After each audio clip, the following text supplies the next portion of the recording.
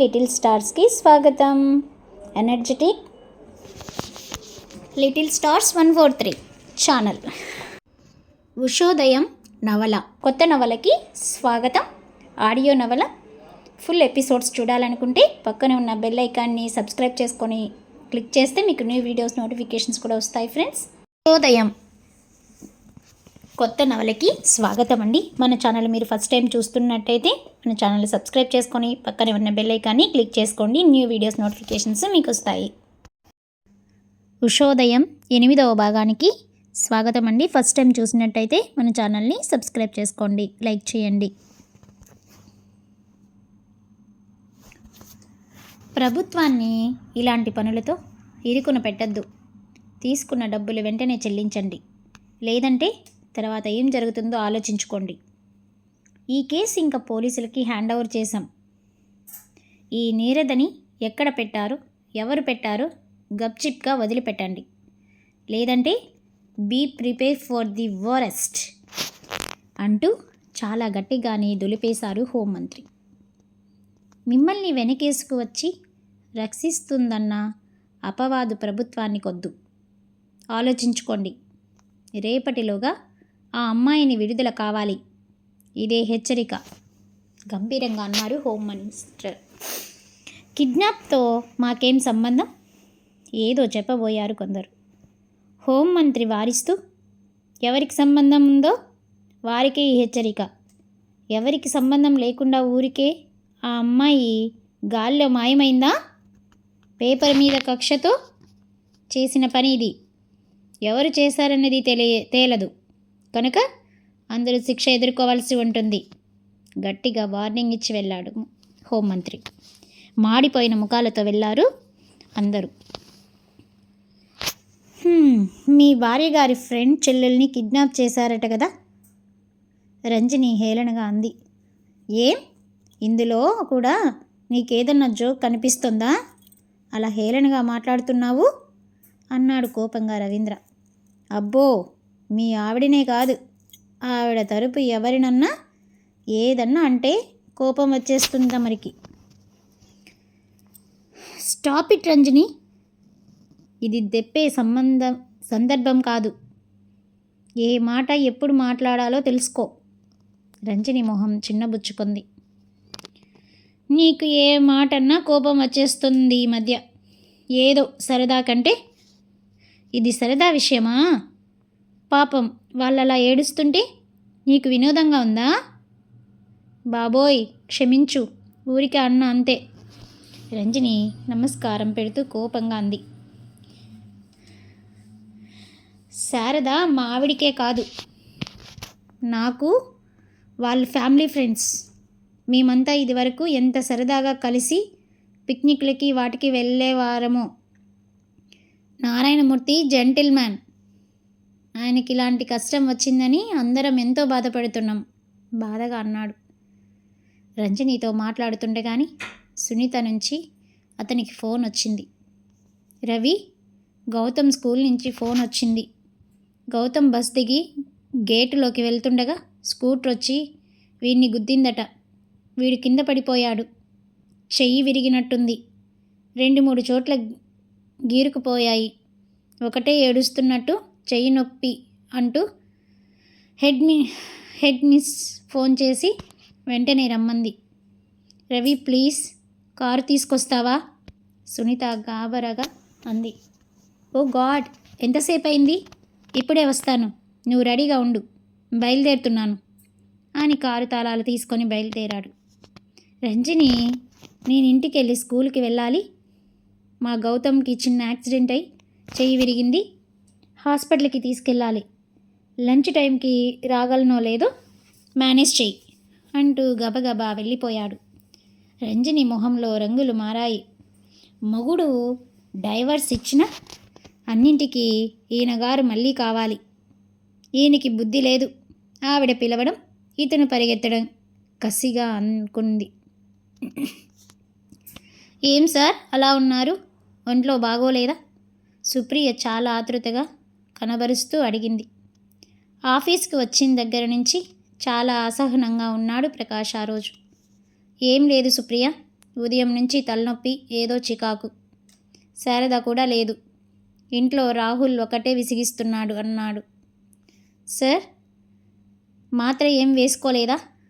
తెప్పిస్తానుండండి, కాఫీతో వేసుకుందరు గాని అంటూ ప్యూన్ని పంపించి మాత్ర తెప్పించి కాఫీతో ఇచ్చింది. ఆమె బ్యాగులో ఎప్పుడు అమృతాంజనం ఉంటుంది. సార్, అమృతాంజనం ఉంది, రాయమంటారా అంది. వద్దు, తగ్గిపోతుందిలే, ఇట్స్ ఓకే అన్నాడు మొహమాటంగా. అలా కాదు, తల అలా వెనక్కి వాల్చండి, చూడండి నా చేతి మహత్యం నిమిషంలో తగ్గుతుంది అంటూ 2 చేతులతో అమృతాంజనం తీసి అతని నుదురు మీద రాసి వేళ్లతో మర్దన చేసింది. నిజంగా ఆమె వేళ్లలో ఏదో మహత్యం ఉన్నట్టు, అలా రాయడంలో ఏదో టెక్నిక్ ఉన్నట్టు చాలా హాయిగా సుదింగా ఉంది. అలవోకగా ఆమె అలా రాస్తుంటే తల వెనక్కి వంచిన అతనికి ఆమెలోంచి ఏదో మంచి పర్ఫ్యూమ్ వాసన, అదో రకం మత్తు లాంటిది కలిగించి కళ్ళు మూసుకున్నాడు. బాగుందా సార్, తగ్గిందా మృదువుగా అడిగింది. ఆమె సన్నిహిత్యాన్ని తనివి తీరా అనుభవిస్తూ మైమరుపులో ఉన్న ప్రకాష్ కళ్ళు తెరిచాడు. Thanks Supriya, it's a miracle. నీ చేతిలో ఏదో మహత్తుంది. నిజంగానే అలా చేత్తో తీసేసినట్టు నొప్పి మాయమైంది అభిమానంగా అన్నాడు. సుప్రియ చిరునవ్వు చిందించింది. చెప్పాగా సార్, నా చేతిలో మహత్యం ఉందని చనువుగా అంది. నీ చేతిలోనే కాదు, నీలోనూ ఉంది మహత్యం, అతనికి తెలియకుండానే అనేశాడు. నిజంగానా? సిగ్గులొలకబోసింది. ఓకే, నీవిచ్చిన ట్రీట్మెంట్కి ఇవాళ ట్రీట్ ఇస్తాను నీకు. రాత్రి మంచి డిన్నర్ ఇస్తాను అన్నాడు. సుప్రియ సూటిగా కళ్ళల్లోకి చూసింది. పాపం, అక్కడ భార్య తన చెల్లెలు ఏమైందో అని చెప్పి తను చూస్తుంటే వీడేమో ఇక్కడ ఏదో వేషాలు వేస్తున్నాడు. ఇలా ఉంటారు మగవాళ్ళు, ఎవరు ఏమీ పట్టించుకోకుండా. మరి డిన్నర్ ఇస్తాడా? డిన్నర్ ఇచ్చి ఏం జరుగుతుందో ఏంటో, శారద జీవితం కూడా ఏమవుతుందో. అతను కాస్త తడబడి, శారద ఇంట్లో లేదు, బోర్ కొడుతుంది, ఆఫీస్ పని అయ్యాక అలా ఏదైనా మంచి హోటల్కి వెళ్ళి భోంచేద్దాం, జస్ట్ ఫర్ ఎ చేంజ్.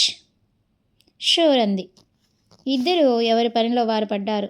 ఆ రోజంతా ప్రకాష్ అవకాశం వచ్చినప్పుడల్లా సుప్రియని సునిశితంగా గమనిస్తూనే ఉన్నాడు. సుప్రియ అది కనిపెట్టింది, నవ్వుకుంది. రాత్రి 9 గంటలకి ఇద్దరు వైస్రాయ్ హోటల్ ఓ కార్నర్ ఎంచుకొని కూర్చున్నారు. మొదటిసారిగా పరాయి స్త్రీతో అలా డిన్నర్కి వెళ్ళిన ప్రకాష్కి చాలా యాంగ్జైట్మెంట్గా ఉంది. దానికి తోడు మనసులో చిన్న భయం, ఎవరన్నా తెలిసిన వారు కనిపిస్తే ఏమనుకుంటారోనని. సుప్రియ మాత్రం అదేం లేకుండా ప్రతిక్షణం ఎంజాయ్ చేస్తుంది. మెనూ చూసి ఆర్డర్ సుప్రియని ఇమ్మన్నాడు. ఆమెకి ఏది ఇష్టమైతే తనకి అదే ఇష్టం అన్నాడు సూప్ తాగుతూ. భోంచేస్తూ, సుప్రియ, నీ గురించి చెప్పు. నీ గురించి నాకు అసలు ఏం తెలియదు. ఉద్యోగం ఇమ్మంటూ శారద ఏదో ఆ రోజు కొంచెం చెప్పింది, కానీ నేను అసలు పట్టించుకోలేదు. ఇప్పుడు నిన్ను చూస్తుంటే నీ గురించి తెలుసుకోవాలని ఉంది. సుప్రియ కళ్ళు వాల్చుకొని, నాది చెప్పుకోవాల్సినంత గొప్ప కథ ఏం కాదు సార్. చిన్నప్పుడు తల్లి పోవడం, తండ్రి 2వ పెళ్లితో తల్లిదండ్రి ఇద్దరూ నన్ను పట్టించుకోకపోవడం, ప్రేమానురాగాలకి అలమటించేదాన్ని. ఇంత తిండి పెట్టి చదివించడం తప్ప ఏనాడు నాన్న ఆప్యాయత చూపలేదు. పిన్ని చీటికి మాటికి సాధిస్తూ 10th అయ్యాక నెమ్మదిగా హాస్టల్లో జాయిన్ చేయించింది. ఏదో డిగ్రీ పూర్తి చేశాను. చిన్న ఉద్యోగం చేస్తుండగా ప్రేమలో పడడం, ఆవేశంలో తప్పటడుగు వేసి ప్రేమని నమ్మి పెళ్లాడడం, డబ్బు లేని ఆ ప్రేమ నిలవకపోవడం, ఆ తర్వాత పొట్ట పోషించుకోవడానికి ఉద్యోగాలు దొరక్క ఎన్నో పాటలు పడడం, ఎంతోమంది తోటి ఉద్యోగుల రకరకాల లైంగిక వేధింపుల మధ్య బతికి ఈడిస్తూ ఆఖరికి హైదరాబాద్ వచ్చి సునీతని కలవడం. చెప్పి నాకెవరూ లేరు ప్రకాష్ గారు, ఈ జీవితంలో నేను ఒంటరి దాన్ని. కాళ్ళ నీరు తిరుగుతుండగా తలదించుకుంది. ప్రకాష్ ఆమె చేతి మీద చెయ్యి వేసి నొక్కి, నేనున్నాను సుప్రియ, ఎవరూ లేరని ఎప్పుడూ అనుకోవద్దు. నీకు నీ స్నేహితురాళ్ళున్నారు, నేనున్నాను అన్నాడు చాలా ఎమోషనల్గా. నన్ను అన్ని విధాలా సపోర్ట్ చేస్తూ అనురాగం, ఆప్యాయత పంచేవారు కావాలనిపిస్తోంది ఈ మధ్య. అందరి మధ్య ఉన్న చాలా ఒంటరిగా ఫీల్ అవుతున్నారు. నా ఆలోచనలు పంచుకునే వ్యక్తి కావాలి, నన్ను అర్థం చేసుకోవాలి. నీవు ఆ వాక్యూమ్ భర్తీ చేయాలి. నీవు నా ఆఫీస్లోనే కాదు, నా జీవితంలోనూ అసిస్టెంట్గా సాయపడాలి సుప్రియ. చాలా ఎమోషనల్గా అంటుంటే సుప్రియ వింతగా చూసింది అతని మొహాన్ని. వెంటనే అతని భుజం మీద చెయ్యి వేసి చిలిపిగా, ఉత్తి అసిస్ట్మెంటేనా అంది నవ్వేస్తూ. ప్రకాష్ మొహంలో రంగు మారింది. ఏదో అనబోయి విరమించుకున్నాడు. అదే సమయంలో రవీంద్ర, రంజని హోటల్లో ప్రవేశించారు. రవీంద్ర ప్రకాష్ని చూసి కాస్త తొట్రుపడ్డాడు. పక్కన సుప్రియను చూసి మరింత ఆశ్చర్యపడ్డాడు. ప్రకాష్ రవీంద్రని చూడలేదు. ఇద్దరు చేతిలో చెయ్యేసుకొని కూర్చోవడం చూసి నవ్వుకుంటూ దూరంగా మరో టేబుల్ దగ్గరికి వెళ్ళిపోయాడు. రంజని రవీంద్రని చూసి, అతడు శారద హస్బెండేనా అంది అనుమానంగా. తల ఊపాడు. ఆ అమ్మాయి ఎవరు? సుప్రియ అని సునీత ఫ్రెండ్. శారదకి కూడా ఫ్రెండే. ప్రకాష్ సెక్రటరీగా పనిచేస్తుంది. ఈ సంగతి తెలిస్తే సునీత మొహం ఎలా ఉంటుందో చూడాలి. లోకంలో నేనొక్కడినే మగాడిని కాదు, ప్రేమలో పడి భార్య నుంచి విడాకులు తీసుకున్నట్టుంది అని అర్థం చేసుకుంటుందేమో అన్నాడు. ఇంటికి వెళ్తూనే ఉండబట్టలేనట్టు వెంటనే ప్రకాష్ని హోటల్లో చూశానివాళ అన్నాడు, ఫ్రిడ్జ్లోంచి నీళ్ళ బాటిల్ తీసుకుంటూ యథాలాపంగా అన్నట్టు. ఆహా అంది మామూలుగా సునీత. సుప్రియతో చూశాను, ఇద్దరూ డిన్నర్కి వచ్చారు ఒక రకంగా అన్నాడు. సునీత అతని మొహం వంక చూసి అలాగా అంది. కానీ ఆమె మొహంలో రంగు మారడం కనిపెట్టాడు రవీంద్ర. ఇద్దరూ చేతి మీద చెయ్యి వేసుకొని చాలా ఫ్రెండ్లీగా హ్యాపీగా డిన్నర్ చేస్తుంటే చూశాను. నన్ను వాళ్ళు చూడలేదనుకో అన్నాడు సునీత మొహంలో భావాలు కనిపెట్టాలని తాపత్రయపడుతూ. లోకంలో ఏదో నేనొక్క మగాడినే కాని పనులు చేశారని అనుకోకు ఇకపైనైనా అని అంటించాడు. అలా ఎందుకు అనుకుంటాను, మగాళ్ళ బుద్ధి తెలియనిది దాన్ని కాదు అంది నవ్వి. మీ ఫ్రెండ్కి చెప్పు పాపం మేల్కోమని అని కూడా చేర్చాడు. మేల్కొని ఉండి అన్నీ చూస్తూ నేనేం చేయగలిగాను? సునీత నవ్వుతూ అంది. ఈసారి రవీంద్ర మొహం మాడిపోయింది. సునీత ఎప్పుడు వెంటనే రియాక్ట్ అయి మాటకి మాట అందిస్తుంది. మాడిన మొహంతో రూములోకి వెళ్తుంటే డాడీ డాడీ నీరసంగా పిలిచాడు గౌతమ్. చెయ్యి నొప్పిగా ఉంది డాడీ, ఎప్పుడు తగ్గుతుంది డాడీ అన్నాడు.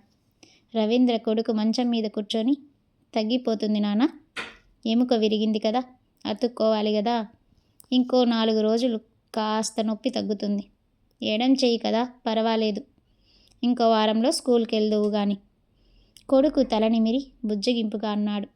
సునీతికి తనకి మధ్య ఎంత దూరం ఉన్నా పిల్లలతో బంధం ఎప్పటికీ పోదు కదా. ఏమిటో ఈ రక్త సంబంధం మహిమ అనిపిస్తుంది ఆవిడికి. అంతే కదా, ఆ రక్త సంబంధమే ఒకరినొకరు ఆ పిల్లల కోసం భార్యాభర్తలు ఉండాలి అనిపిస్తుంది. సుప్రియ, నిన్న ప్రకాష్తో హోటల్కి డిన్నర్కి వెళ్ళావా? ఉపోద్ఘాతం లేకుండా డైరెక్ట్గా ఫోన్లో అడిగేసింది సునీత. సుప్రియ గతుక్కుమంది. అప్పుడే ఈ వార్త ఆమెకి ఎలా తెలిసింది? ఎవరు చెప్పారు అంది. ఎవరు చెప్తేనేం, వెళ్ళావు కదా అంది. అవును పాపం, ప్రకాష్ శారద లేదు కదా, లోన్లీగా ఫీల్ అవుతున్నారు, బోర్ కొడుతుంది, వెళ్దామంటే సరే అన్నాను. ఎంతైనా ఆయన నా బాస్ కదా ధైర్యంగా అంది. సుప్రియ, నేను నీకేం చెప్పాను? మగవాళ్ళకి దూరంగా బుద్ధిగా నీ పని చూసుకో అని చెప్పానా? అందులో ప్రకాష్ ఎవరే? మన శారద భర్త. అదన్నా గుర్తుందా నీకు? చిన్నపిల్లని మందలించినట్లు మందలిస్తుందేమిటి అని కాస్త పౌరుషం వచ్చింది అవును, శారద భర్త గనకే అడిగితే కాదనలేకపోయాను అంది గడుసుగా. ప్లీజ్ సుప్రియ, ఇలాంటి డిన్నర్లు లంచులకి దూరంగా ఉండు. ఇలాగే ఆరంభం అవుతాయి ప్రేమలు. నీకు కావలిస్తే ఒంటరితనం బాధిస్తుంటే ఇంకరితో నన్ను పెట్టుకో, ప్రకాష్తో కాదు. దానికి అన్యాయం జరిగితే నేను సహించలేను. తెలిసిందా? Mind it. నీవసలు మారవే. నీవు మారవని భ్రమించడం నా తప్పు. నీ వేషాలు ప్రకాష్ దగ్గర మాత్రం వేస్తే ఊరుకోను కోపంగా అంది. అబ్బా, ఏమిటే బాబు, ఓసారి డిన్నర్కి వెళితే ఇంత సూక్తి ముక్త కావాలి చదువుతున్నావు. నేనేదో మరీ బరి తెగించిన తిరిగిపోతున్నట్టు మాట్లాడి ఇన్సల్ట్ చేస్తున్నావు. సుప్రియ కాస్త గట్టిగానే అంది. చూడు సుప్రియ, ఊరికే డిన్నర్కి వెళ్తే తప్పు పట్టే అంత కుసింకరాలని కాను. చేతిలో చెయ్యేసి కళ్ళలో కళ్ళు పెట్టే రకం పరిచయాలు ఎట్టెళ్తాయో తెలుసు నాకు. సుప్రియ గతుక్కుమంది. ఇంత విపులంగా ఎవరు చూశారు తమని? తను ఎవరిని చూడలేదే. తెలిసిన వారిని. ఏం మాట్లాడావు? నేనింకా శారదకి విషయం చెప్పలేదు. దాన్ని బాధ పెట్టడం ఎందుకని? సుప్రియ, ఇదే మొదటిది ఆఖరిసారి అవ్వాలి. అతనితో వెళ్ళడం. ఇంకెవరితోనన్నా నీ ఇష్టం వచ్చినట్టు తిరుగు. పోను టక్కుమని పెట్టేసింది. శారదకి విషయం చెప్పాలా వద్దా అన్నది ఆమె ఎటు నిర్ణయించుకోలేకపోతుంది. అసలే నీరద విషయంలో అందరూ ఎంతో మనస్తాపంతో ఉన్నప్పుడు అది ఈ విషయం విని తట్టుకోగలదా? వాళ్ళిద్దరి మధ్య సంబంధం అంతంత మాత్రంగా సాగుతుంది. దీంతో మరీ బెడిసి కొట్టచ్చు. అలా అని దాస్తే ప్రకాష్ మరీ ముందుకెళ్ళచ్చు. చేతులు కాలాక తన సంగతి ఇలా అవ్వచ్చు. అసలు ఇలాంటి విషయాలు అందరికంటే భార్యలకి ఆఖరణ తెలుస్తాయి. తెలిసినా నిజంగా ఏ భార్య అయినా ఏం చేయగలదు? దారి తప్పిన భర్తని ఎలా కంట్రోల్లో పెట్టగలదు? అరిచి తిట్టి ఏడిస్తే మగవాడు లొంగి రాకపోగా ఇంకా దూరం జరుగుతాడు. చూద్దాం. సుప్రియకి వార్నింగ్ ఇచ్చింది. దానికి మనసులో నిజంగా చెడు ఆలోచన లేకపోతే ఇంతటితో ఆపచ్చు. మరోసారి ఇలాంటిది ఏదన్నా తెలిస్తే చెప్పచ్చు శారదకి అని నిర్ణయం తీసుకుంది. అలా ఆ సంభాషణ జరిగింది. అసెంబ్లీ ఆ రోజు నుంచి ఆరంభమైంది. మొదటి రోజే ప్రతిపక్షాలు ఈ అంశాన్ని లేవనెత్తి ప్రభుత్వ ఉదాసీన వైఖరిని దుయ్యబట్టి డిపాజిటర్లకి న్యాయం జరిగేటట్టు చూడాలని, నీరదని కిడ్నాప్ చేసిన వారిని కఠినంగా శిక్షించాలని చాలా గొడవ చేశాయి. స్పీకర్ చర్చకి అనుమతించకపోవడంతో వాకౌట్ చేసి అలజడి సృష్టించాయి. ముఖ్యమంత్రి డిఫాల్టర్స్ నుంచి డబ్బు వసూలు చేసేందుకు వేసిన కమిటీకి త్వరితగతిని 4 రోజులలో కమిటీ నిర్ణయం ప్రకటించాలని ఆదేశాలు ఇచ్చినట్టు మర్నాడు అసెంబ్లీలో చెప్పి ప్రతిపక్షాన్ని కాస్తం శాంతపరిచేశారు. నీరద విషయంలో సంబంధం ఉందన్న అనుమానంతో డిఫాల్టర్స్ అందరికీ అరెస్ట్ వారెంట్లు జారీ చేసి విచారణ జరపమని ఆదేశాలు చేసినట్టు తెలియజేశారు. మొత్తం 280 కోట్ల అప్పులు తీసుకొని ఎగ్గొట్టిన 13 మంది డిఫాల్టర్స్ని అరెస్ట్ చేశారు.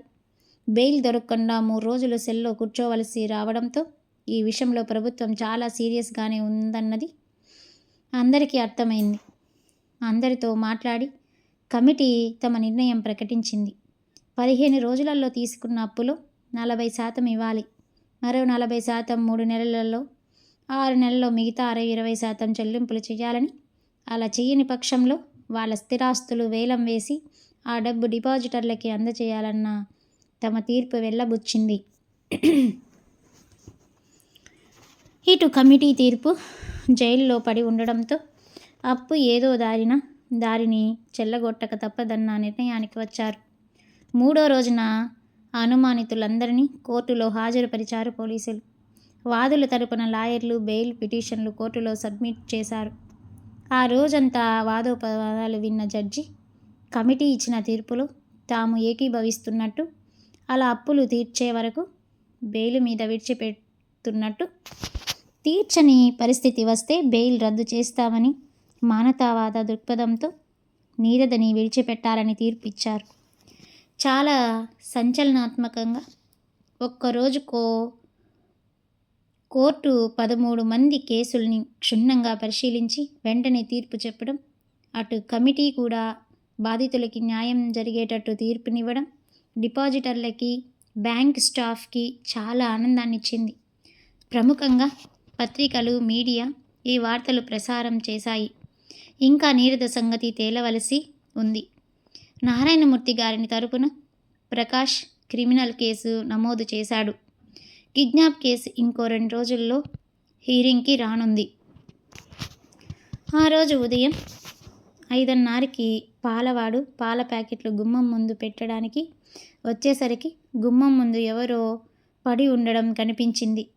ఆశ్చర్యపోతూ దగ్గరికెళ్ళి చూసేసరికి ఎవరో ఆడమనిషి కుప్పలా మెట్ల మీద పడి ఉన్న ఆమెను చూసి భయపడిపోయి గబగబా కాలింగ్ బెల్ ఆపకుండా నొక్కాడు. అది ఎవరింటి దగ్గర నొక్కాడు ఏంటి చూద్దామా? మరి నాకు కూడా షాక్గానే ఉంది. మరి ఆమె ప్రాణాలతోనే ఉందా, లేకపోతే జస్ట్ కిడ్నాప్ చేసి ఆమెకు తిండి పెట్టకన్నా అలా చేసి వదిలేశారా?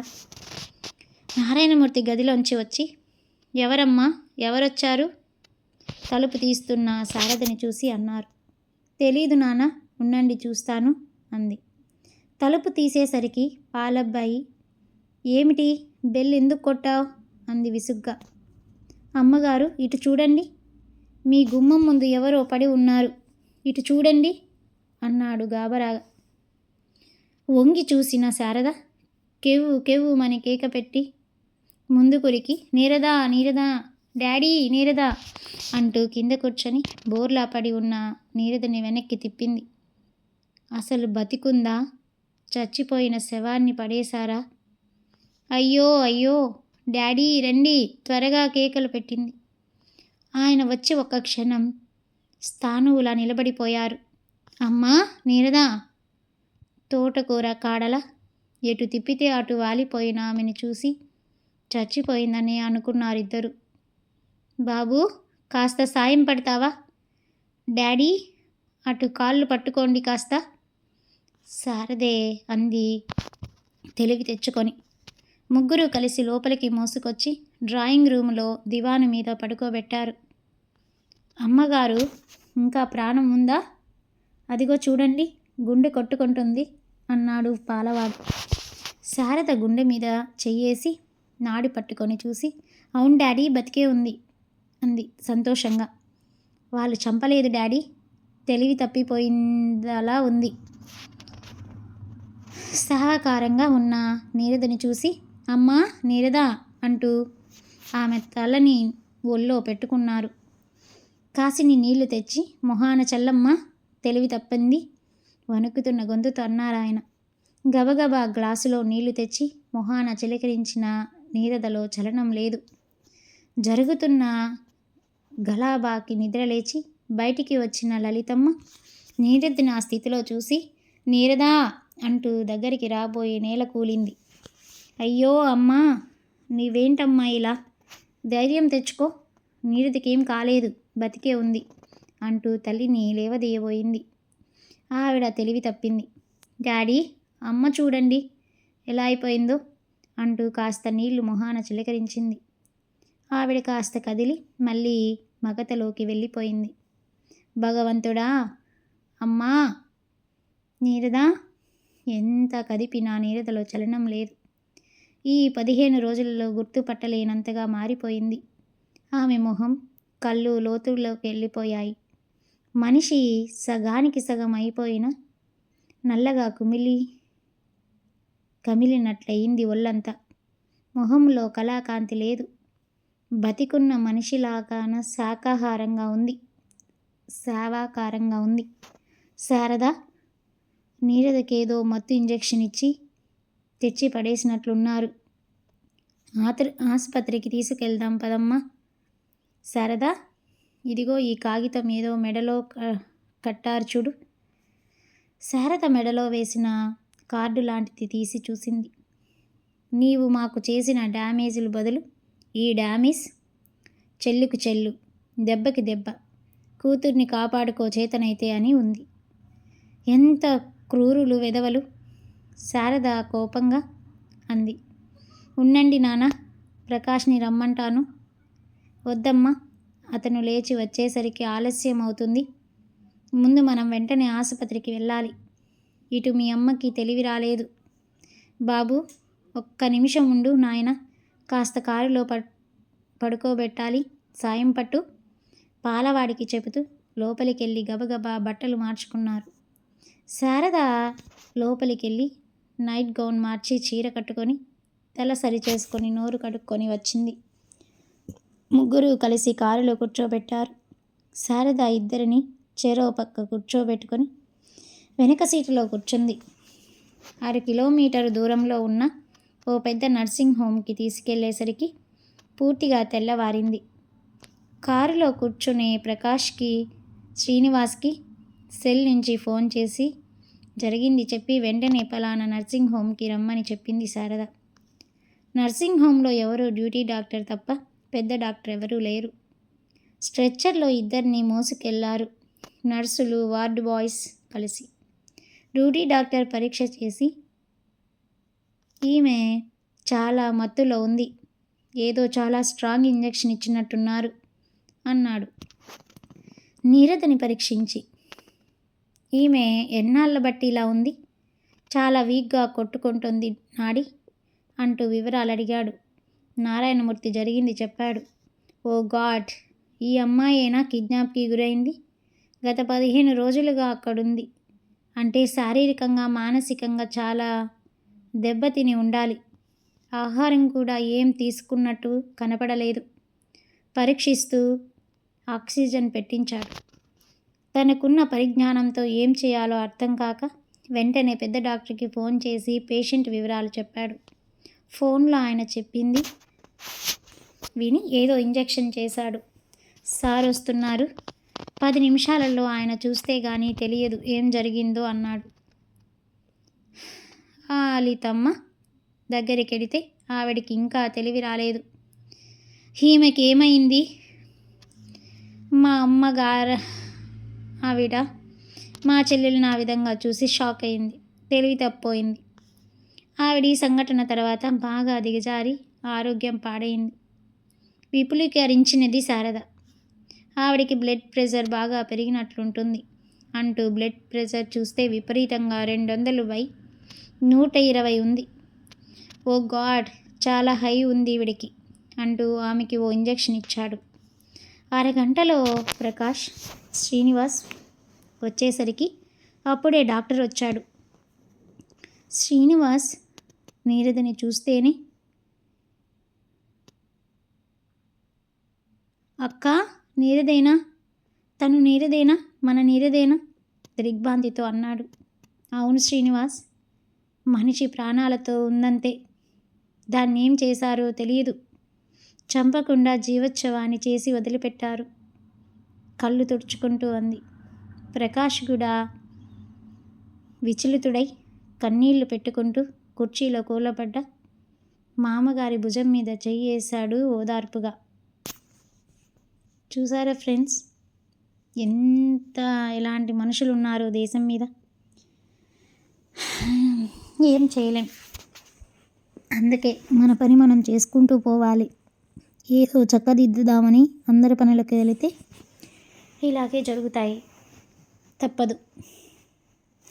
సో ఇలాంటి మరిన్ని న్యూ వీడియోస్ చూడాలనుకుంటే మన ఛానల్ సబ్స్క్రైబ్ చేసి పక్కనే ఉన్న బెల్ ఐకాన్ని క్లిక్ చేయండి ఫ్రెండ్స్. Thank you.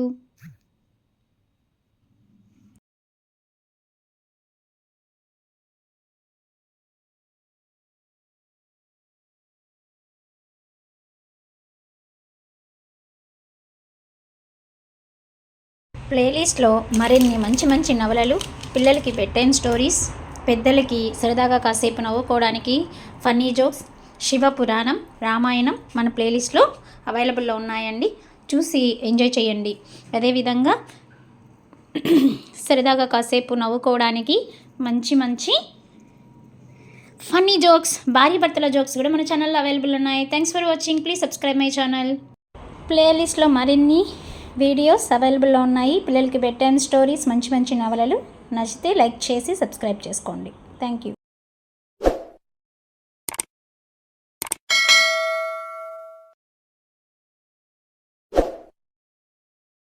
లిటిల్ స్టార్స్కి స్వాగతం. Energetic little stars 143 channel. ఉషోదయం నవల కొత్త నవలకి స్వాగతం. ఆడియో నవల ఫుల్ ఎపిసోడ్స్ చూడాలనుకుంటే పక్కనే ఉన్న బెల్ ఐకాన్ని సబ్స్క్రైబ్ చేసుకొని క్లిక్ చేస్తే మీకు న్యూ వీడియోస్ నోటిఫికేషన్స్ కూడా వస్తాయి ఫ్రెండ్స్. ఉషోదయం కొత్త నవలకి స్వాగతం అండి. మన ఛానల్ మీరు ఫస్ట్ టైం చూస్తున్నట్టయితే మన ఛానల్ సబ్స్క్రైబ్ చేసుకొని పక్కనే ఉన్న బెల్ ఐకాన్ని క్లిక్ చేసుకోండి. న్యూ వీడియోస్ నోటిఫికేషన్స్ మీకు వస్తాయి. ఉషోదయం ఎపిసోడ్ 9కి స్వాగతం అండి. ముందుగా ఫస్ట్ టైం చూసినట్టయితే మన ఛానల్ సబ్స్క్రైబ్ చేసుకొని పక్కనే ఉన్న బెల్ ఐకాన్ని క్లిక్ చేసుకోండి ఫ్రెండ్స్. చూడు నాయనా, దానికి ఏ గతి పట్టించారో చూడు, వెక్కి వెక్కి ఏడ్చాడు శివశంకరం గారు. ఊరుకోండి మామయ్య, ప్రాణాలతో ఉందని సంతోషిద్దాం, మామూలు మనిషిని చేసుకుందాం. డాక్టర్ వచ్చారు, పరీక్షిస్తున్నారు. మంచి ట్రీట్మెంట్ ఇప్పించిస్తే కొన్నాళ్ళల్లో తేరుకుంటుంది అంటూ ధైర్యం చెప్పాడు శివశంకరం గారికి ప్రకాష్. అదిలా ఈవిడిలా పడుకుంది. ఏమైందో ఏమిటో కళ్ళు తుడుచుకుంటున్నారు ఆయన. అరగంట తర్వాత బయటికి వచ్చాడు డాక్టర్. ఆయన చెప్పిన దాని సారాంశం విని దిగ్భ్రాంతి చెందారందరూ. ఆమె శరీరం నిండా మత్తు పదార్థాలు, అంటే హెరాయిన్ లాంటివి ఇంజెక్షన్ చేసినట్టు కనిపిస్తుంది. బ్లడ్ టెస్ట్కి పంపాం. రిపోర్ట్ వచ్చాక కానీ అసలు సంగతి తెలీదు. ఆమెకి ఆహారం కూడా సరిగా అందలేదు. కావాలని 24 గంటలు ఒకదాని తర్వాత ఒకటి మత్తు ఇంజెక్షన్లు ఇచ్చి పడుకోబెట్టినట్లున్నారు, గోల చేయకుండా. 2 చేతుల నిండా ఇంజెక్షన్లు గుర్తులు. రక్తంలో విపరీతంగా మత్తు పదార్థాలు కలయడంతో ఆమె శరీరం ఎంత డ్యామేజ్ అయిందో అన్ని పరీక్షలు జరిగితే కానీ తెలియదు. మెదడు, నాడీ వ్యవస్థ, ఊపిరితిత్తులు, రక్తం అన్ని పరీక్షలు జరగాలి. ప్రస్తుతానికి ఆ మత్తుకి విరుగుడు ఇచ్చాం. సెలైన్ డ్రిప్ పెట్టాం. ప్రాణానికి ముప్పు లేదు కానీ ఆమెకి తెలివి వచ్చాక కానీ జరిగిన డ్యామేజ్ తెలియదు అన్నారు. డాక్టర్, మా అమ్మగారి పరిస్థితి? శారద ఆరాటంగా అడిగింది. ఆవిడికి విపరీతంగా బ్లడ్ ప్రెషర్ పెరిగింది. తగ్గడానికి ఇంజెక్షన్, మందులు ఇచ్చాం. నిద్ర మాత్ర ఇచ్చి పడుకోబెట్టాం. ఆవిడికి తెలివి వచ్చాక మిగతా పరీక్షలు జరుపుదాం. డాక్టర్, ఎంత డబ్బైనా పర్వాలేదు, నా కూతుర్ని మళ్ళీ మనిషిని చెయ్యండి డాక్టర్ గారు. ఈ స్థితిలో ఆమెను చూసి భరించలేకపోతున్నాం. నారాయణమూర్తి గారు, మీరన్నీ తెలిసినవారు, ఇలా అధైర్యపడి ఏం చేయలేం. 10 గంటలకి న్యూరాలజిస్ట్, గైనకాలజిస్ట్ అందరూ డాక్టర్లు వచ్చి అన్ని పరీక్షలు జరిగేంత వరకు ఏం చెప్పలేను. శారీరకంగా కూడా ఆమెని రేప్ చేశారా అన్నది గైనకాలజిస్ట్ వచ్చాక పరీక్షలు చేయిద్దాం. మీరు శాంతంగా ఉండండి.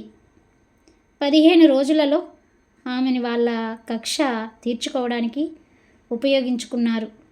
ఇది 1 రోజులో బాగుపడిపోయే కేసు కాదు. ఇద్దరిని ఇన్ పేషెంట్లుగా చేర్చుకున్నారు. శారద కోరిక మేరకు ఇద్దరిని ఒకే గదిలో పడుకోబెట్టారు. డాడీ, ఇంటికెళ్ళి మొహాలు కడుక్కొని కాఫీ, టిఫిన్ అవి తీసుకొని వద్దాం. ఈలోగా శ్రీనివాస్ ఇక్కడుంటాడు. మళ్ళీ కావలసిన వస్తువులు అవి తీసుకొని వద్దాం రండి అంది శారద. వెళ్ళిరండి మామయ్య, మళ్ళీ 10 గంటలకి డాక్టర్లు వచ్చేలోగా రండి. ఇప్పుడుండి మీరింకా చేసేదేం లేదు అన్నాడు ప్రకాష్. నేను ఇంటికెళ్ళి రాహుల్ని స్కూల్కి పంపి మళ్ళీ డాక్టర్ వచ్చే వేళకి వస్తాను అన్నాడు. అంతా శ్రీనివాస్కి చెప్పి బయలుదేరారు. అంతా వెళ్ళాక శ్రీనివాస్ నీరద పక్కన కూర్చొని ఆమె చెయ్యి చేతిలోకి తీసుకొని తదేకంగా ఆమె మొహంలోకి చూస్తూ కూర్చున్నాడు. అతని కళ్ళ నిండా నీళ్లు.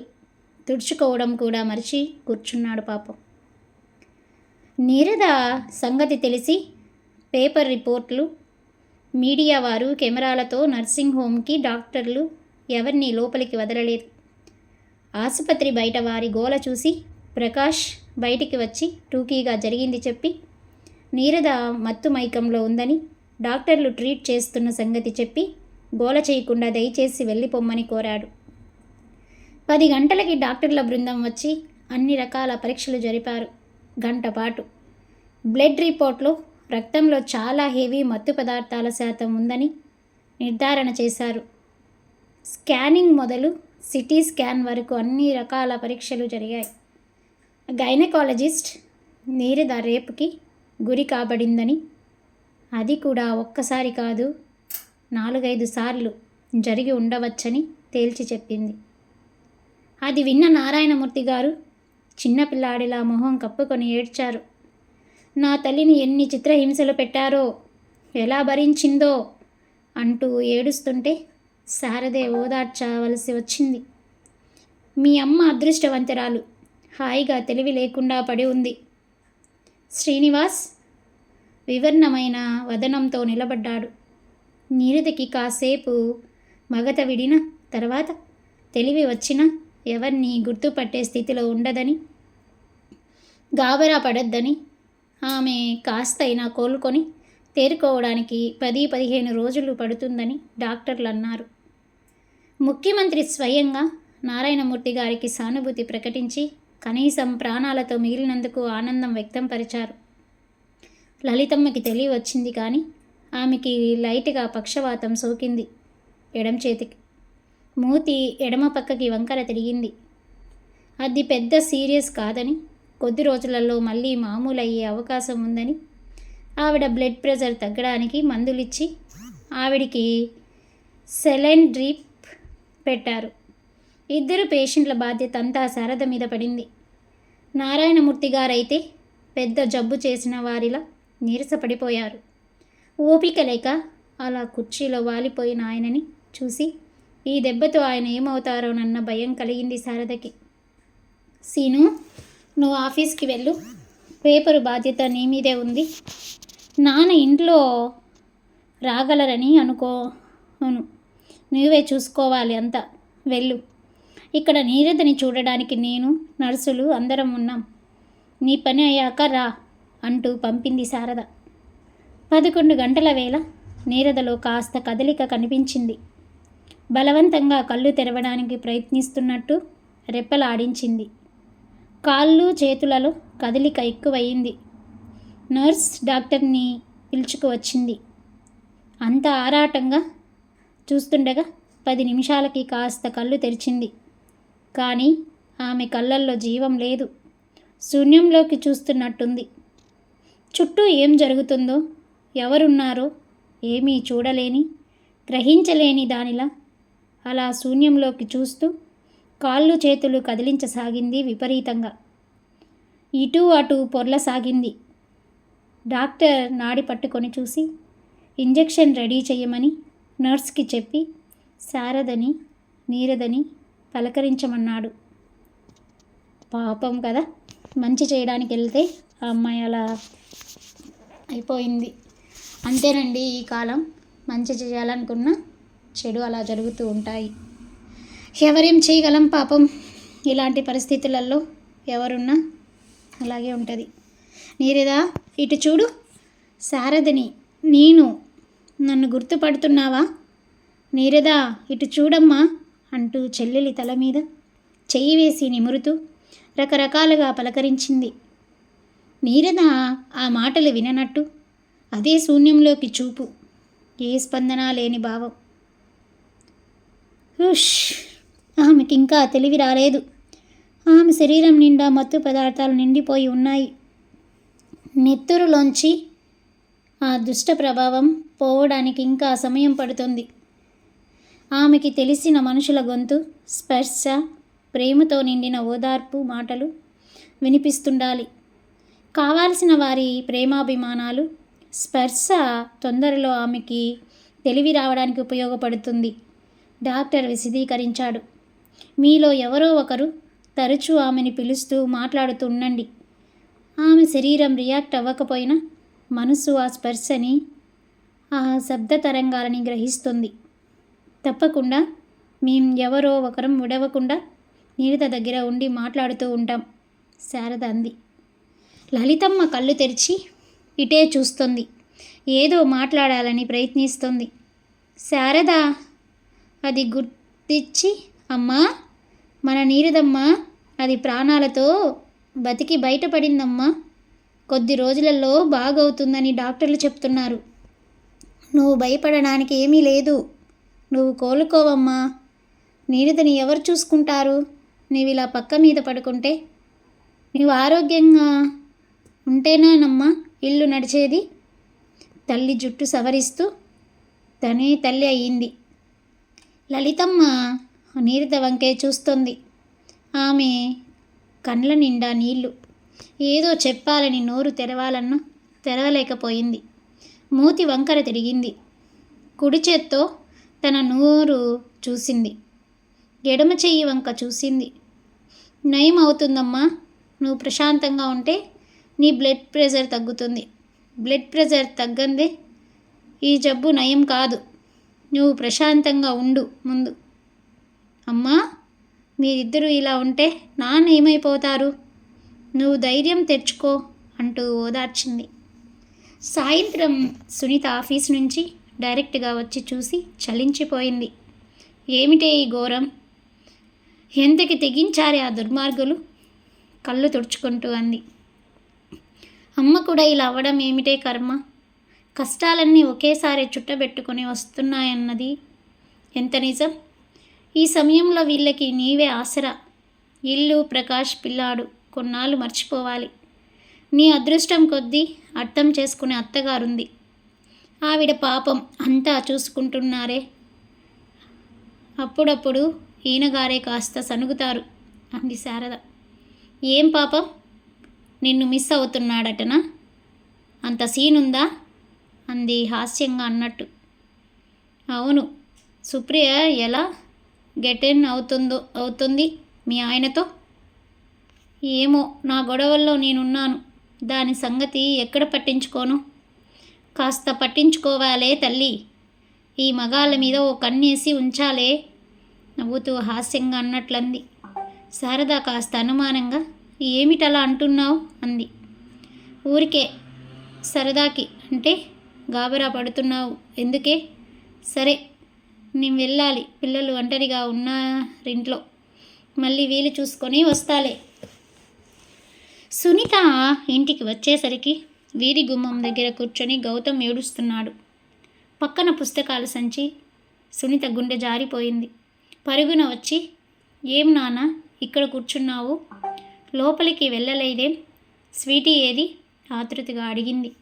మమ్మీ, స్వీటీ బస్సులో రాలేదు. నేను బస్సు దిగి చూస్తే అది బస్సులో లేదు అన్నాడు వెక్కుతూ. స్వీటీ రాలేదా? బస్సులో రాలేదు? అది బస్సు ఎక్కలేదా? నువ్వు చూడలేదా? పాలిపోయిన మొహంతో భయంగా అడిగింది.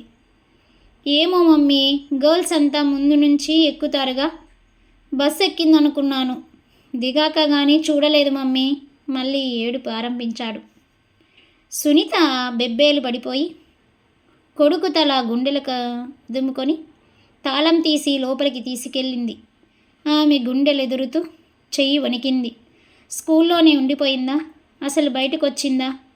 తనలో తాను అనుకుంటూ గబగబా ఫోన్ తీసింది. రవి, స్వీటీ స్కూల్ నుంచి రాలేదు. రవి, గౌతమ్ ఇంటికొచ్చి ఏడుస్తూ కూర్చున్నాడు. నేను నీరదని చూడడానికి వెళ్ళి వచ్చేసరికి ఆలస్యమైంది. స్వీటీ ఏమైందో? స్కూల్లోనే ఉండిపోయిందో ఏమో. ప్లీజ్, వెంటనే మనం స్కూల్కి వెళ్ళాలి. రండి వెంటనే, గాబరాగా వణుకుతున్న గొంతుతో అంది. ఓ మై గాడ్, స్వీటీ 6 అయింది, ఇంకా రాలేదా? స్కూల్ నుంచి ఫోన్ అయినా రాలేదా? ఓ షట్, వస్తున్నా, వెంటనే వస్తున్నా. ఫోన్ పెట్టేసి పరిగెత్తినట్టే బయటికి దూసుకుపోయాడు. ఫోన్లో మాటల వల్ల సునీత ఫోన్ అని, స్కూలు, స్వీటీ రాలేదు లాంటి మాటల వల్ల మళ్ళీ పెళ్ళాం పిలవగానే పరిగెత్తాడన్నది అర్థమై కోపంగా చేతిలోని పెన్ను విసిరి కొట్టింది. రవీంద్ర ఇంటికి వచ్చేసరికి సునీత ముక్కు మొహం ఎర్రబడిపోయి ఏడుస్తూ గేటు దగ్గరే నిలబడింది, రవీంద్ర కోసం చూస్తూ. గౌతమ్, నాన్న, లోపలికి వెళ్ళి తలుపు వేసుకో. టిఫిన్ తిను వచ్చేస్తాం. చెల్లిని తీసుకొని వచ్చేస్తాం. ఏడవకు నాన్న, భయం లేదు. లోపలికెళ్ళు అంటూ సునీత గబగబా కారులో వచ్చి కూర్చుంది. స్కూలు 3:30కి వదిలితే ఇప్పుడు 6 అయింది. ఇంతసేపు రాలేదంటే ఏమైంది? ఈ బస్సు వెళ్ళిపోయినా ఇంకో బస్సులో పంపడమో లేక మనకి ఫోన్ అన్నా చేసేవారు కదా స్కూల్ వాళ్ళు.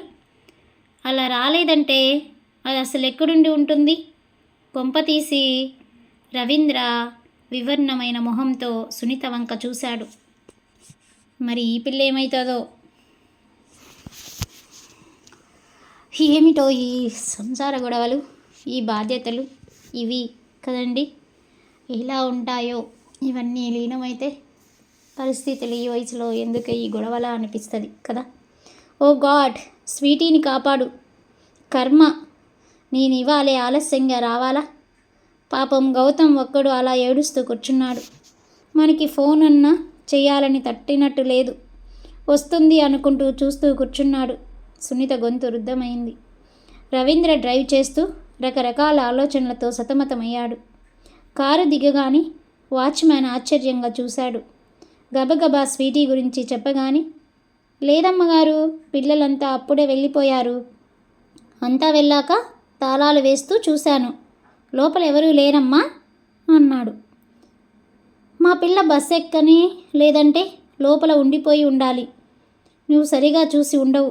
ఏ బాత్రూమ్కో వెళ్ళినప్పుడు నువ్వు చూడకుండా తలుపులు వేసేసి ఉంటావు.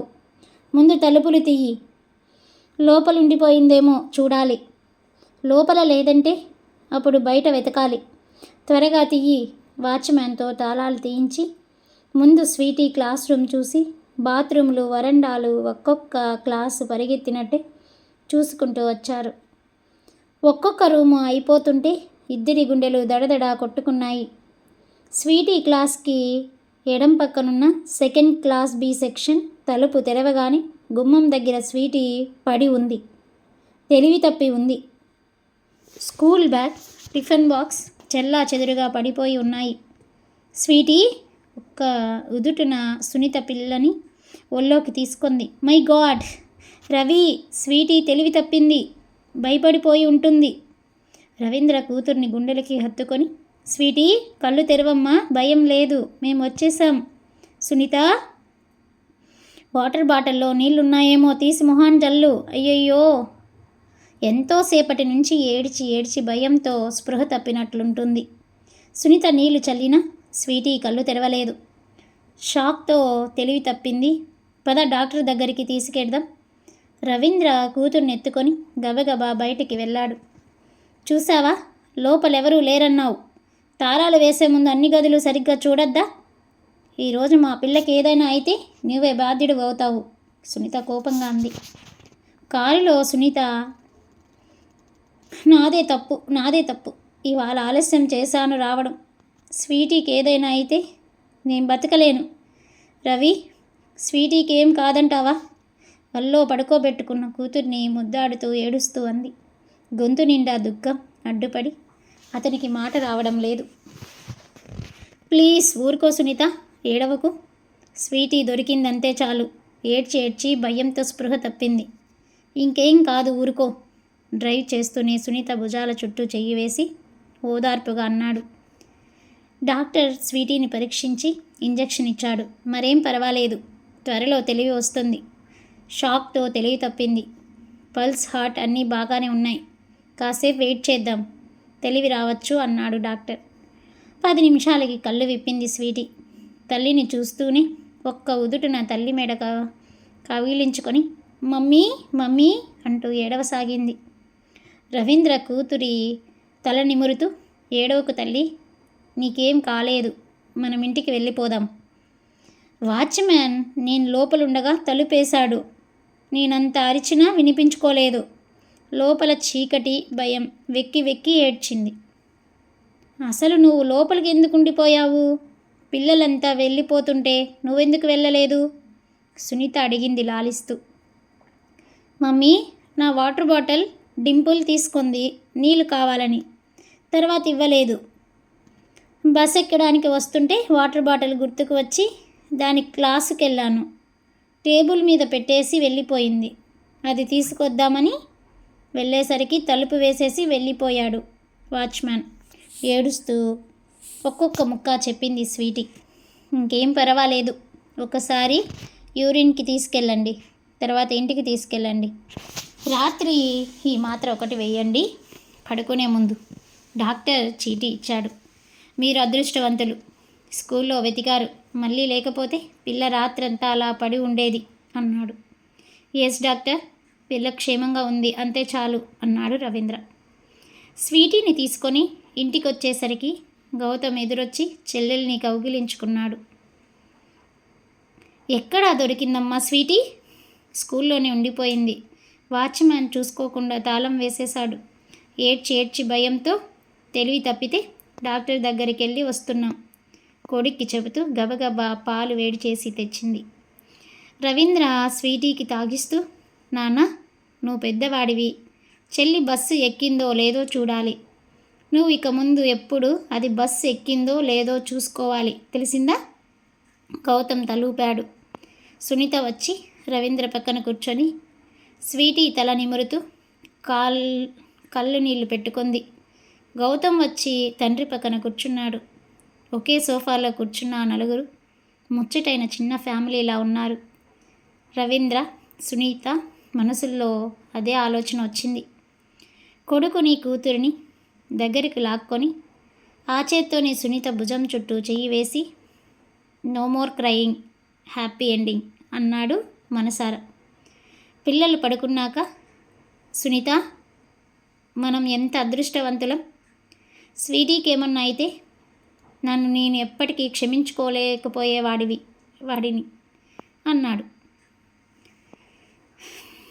మరి సార్, శారదా సిస్టర్ ఎలా ఉంది? నిన్న వెళ్ళి చూద్దామనుకున్నాను కానీ కుదరలేదు అంది సుప్రియ. కుదరకపోవడం కంటే ఎందుకో శారదా మొహం చూడాలంటే కాస్త బిడియం అనిపించింది. తప్పు చేస్తే ఇంకంతే కదా, భయం తప్ప ఏముంటుంది, భయపడకన్నా ఉండాలి, మరి తప్పదు. ఓకే, మరి ఏమవుతుంది? ఈ మహాతల్లి సుప్రియ మళ్ళీ శారదకి ఏ ఇబ్బంది కలిగిస్తుందో చూద్దాం. మరి అలాగే ఉంది, కోలుకోవడానికి కొన్నాళ్ళు పట్టచ్చు. ఏమిటో పాపం ఆ ఫ్యామిలీకి కష్టకాలం. అటు చూస్తే శారద, అమ్మగారికి పక్షవాతం, మొత్తానికి మా ఆవిడ అందరినీ చూసుకోలేక సతమతమైపోతుంది. పాపం ఆవిడ లేక మీకు ఇబ్బందిగా ఉన్నట్టుంది. నా వల్ల ఏదన్నా సాయం కావాల్స్తే చెప్పండి అర్థవంతంగా అంది కొంటెగా చూసి. ప్రకాష్కి ఆ మాటలతో ధైర్యం వచ్చింది. నా ఇబ్బందులు తీరుస్తామని ఆఫర్ ఇచ్చినందుకు థ్యాంక్స్, అవసరమైనప్పుడు తీసుకుంటానులేండి అతను చిలిపిగా అన్నాడు. అవును, మీరు కొత్త ఫ్లాట్కి షిఫ్ట్ అయ్యారు కదా, ఒకసారి పిలిచి కాఫీ అయినా ఇవ్వాలనిపించలేదా? ఇంత చేశాను కదా మీకోసం, ఓసారి ట్రీట్ ఇవ్వచ్చు కదా అన్నాడు. అయ్యో, ఈ బీద అమ్మాయి ఇంటికి మీరు వస్తారా? వస్తానంటే స్వయంగా ఈ చేతులతో కమ్మగా వండి పెట్టి మీ ఆవిడ లేని లోటు తీరుస్తాను. ఏం వస్తారా? ఆశగా చూస్తూ అడిగింది. Of course, why not? ఇంట్లో అమ్మతో ఏం మాట్లాడతాను, రాహుల్తోనే సరిపోతుంది ఆవిడికి. ఒంటరిగా ఇంట్లోనే ఉండాలనిపించడం లేదు. ఏం కంపెనీ నీ కోసం? మీ భుజం కోసం తప్పకుండా భోజనం కోసం తప్పకుండా వస్తాను. సాయంత్రం రానా? సాయంత్రం వస్తానంటే నేను కాస్త ముందు వెళ్ళిపోతాను ఇంటికి, మిమ్మల్ని స్వాగతించాలి కదా, అరేంజ్మెంట్స్ చూడాలిగా. ఓ దానికేం, వెళ్ళు, అర్జెంటు పనులు ఏమన్నా ఉంటే చూసి వెళ్ళిపో, నేను వస్తాను తర్వాత అన్నాడు సంతోషంగా. సుప్రియ తల ఆడించింది. వెడుతూ మీకు ఇష్టమైన వంటకాలు ఏమిటో చెప్పండి, చేసి పెడతాను. నేను వంట బాగా చేస్తాను తెలుసా అంది. నీవేం పెట్టినా తింటాను, చాయిస్ నీదే. ఆ సాయంత్రం సుప్రియ షాంపూ చేసుకొని తెల్లటి కోట చీర మీద గులాబీ పువ్వులున్న చీర, స్లీవ్లెస్ బ్లౌజ్ వేసుకొని మంచి సెంటు స్ప్రే చేసుకుంది. ఇంట్లో ఫ్రెష్ పూలు పెట్టింది. ఉన్నంతలో ఇల్లు సర్ది పక్క మీద తెల్లటి దుప్పటి పరిచింది. గుమగుమలాడే సాంబారు, బంగాళదుంప వేపుడు, కొబ్బరి పచ్చడి, సేమ్యా పాయసం, వేడివేడి బజ్జీలు అన్నీ అమర్చింది. బెల్ వినిపించగానే తలుపు తీసింది. చీరలో జుట్టు విరబోసుకొని గుమగుమలాడే సువాసనతో మొహాన చిరునవ్వుతో తలుపు తీసిన సుప్రియని విభ్రాంతిగా చూశాడు. తానెరగని సుప్రియలా కనిపించింది. మీరు సుప్రియ? ఈ ఇల్లు సుప్రియ గారిదేనా? అమాయకంగా చూస్తూ అడిగాడు. అబ్బో పర్వాలేదు, మీరు కూడా చమత్కారంగా మాట్లాడగలరన్నమాట. రండి రండి లోపలికి, స్వాగతం స్వాగతం. చేతులు చాపి నాటకీయంగా ఆహ్వానించింది. ఆమె కాక ఇంటిని చక్కగా అలంకరించిందని అర్థమైంది. బాగుంది, సింగిల్ రూమ్ ఫ్లాట్ అయినా క్యూట్గా ఉంది ఇల్లు, కలియ తిరుగుతూ అన్నాడు. మోడ్రన్ ఫెసిలిటీస్తో ఉన్న ఆ చిన్న ఇల్లు నిజంగానే బాగుంది. అతనికి అన్ని మర్యాదలు చేసింది సుప్రియ. అప్పుడు ఆమె చూపిన ప్రేమకి, ఆమె మాటలకి ముగ్ధుడైనాడు Prakash. Supriya, I like you. ఇది ప్రేమంటారో ఏమంటారో నాకు తెలియదు, కానీ నీ సాహచర్యం కావాలి ప్లీజ్. కాదనకు. చాలా ఒంటరిగా, నాకెవరూ లేనట్టు, నేనెవరికి అక్కర లేనట్టు ఫీల్ అవుతున్నాను. Please love me. ఉద్వేగుడై సుప్రియ మొహం పైకెత్తి పెదాలు కలిపాడు. ఆమెని గుండెలకి హత్తుకున్నాడు.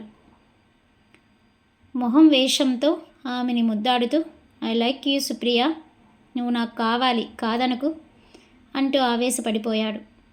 సుప్రియ జవాబు ఇవ్వలేనట్టు అతని భుజాల మీద తల వాల్చి చేతులు భుజాల చుట్టూ బిగించింది. ఏదో అడగాలని. నీకు భార్య పిల్లలున్నారు. నాతో ఈ పరిచయం ఎలా నిలబడుతుంది? నన్నేం చేస్తావు? నీ అవసరం తీర్చుకొని వదిలేస్తావా అంటూ అడగాలనుకునింది. కానీ ప్రకాష్ దేనికి అవకాశం ఇవ్వకుండా ఆమెని మైమరుపులో పడేశాడు. అరగంట తర్వాత, థ్యాంక్స్ సుప్రియ, ఇలాంటి గొప్ప అనుభూతి నాకు ఇంతవరకు దొరకలేదు. ఇంత చక్కని అనుభవం ఉంటుందని కూడా ఊహకి అందలేదు ఇన్నాళ్ళు. నీకు ఎలా థ్యాంక్స్ చెప్పాలో తెలియడం లేదు అన్నాడు ఎమోషనల్గా సుప్రియ జుట్టు సవరిస్తూ. కోరికలు కోరాల్సిన సమయం రాలేదని సుప్రియకి తెలుసు. అందుకే మౌనంగా అతని భుజాల వంపులో తల వాల్చుకొని ఉండిపోయింది. నిన్న మళ్ళీ ఏమొచ్చిందని అలా పరిగెత్తికి వెళ్ళిపోయావు?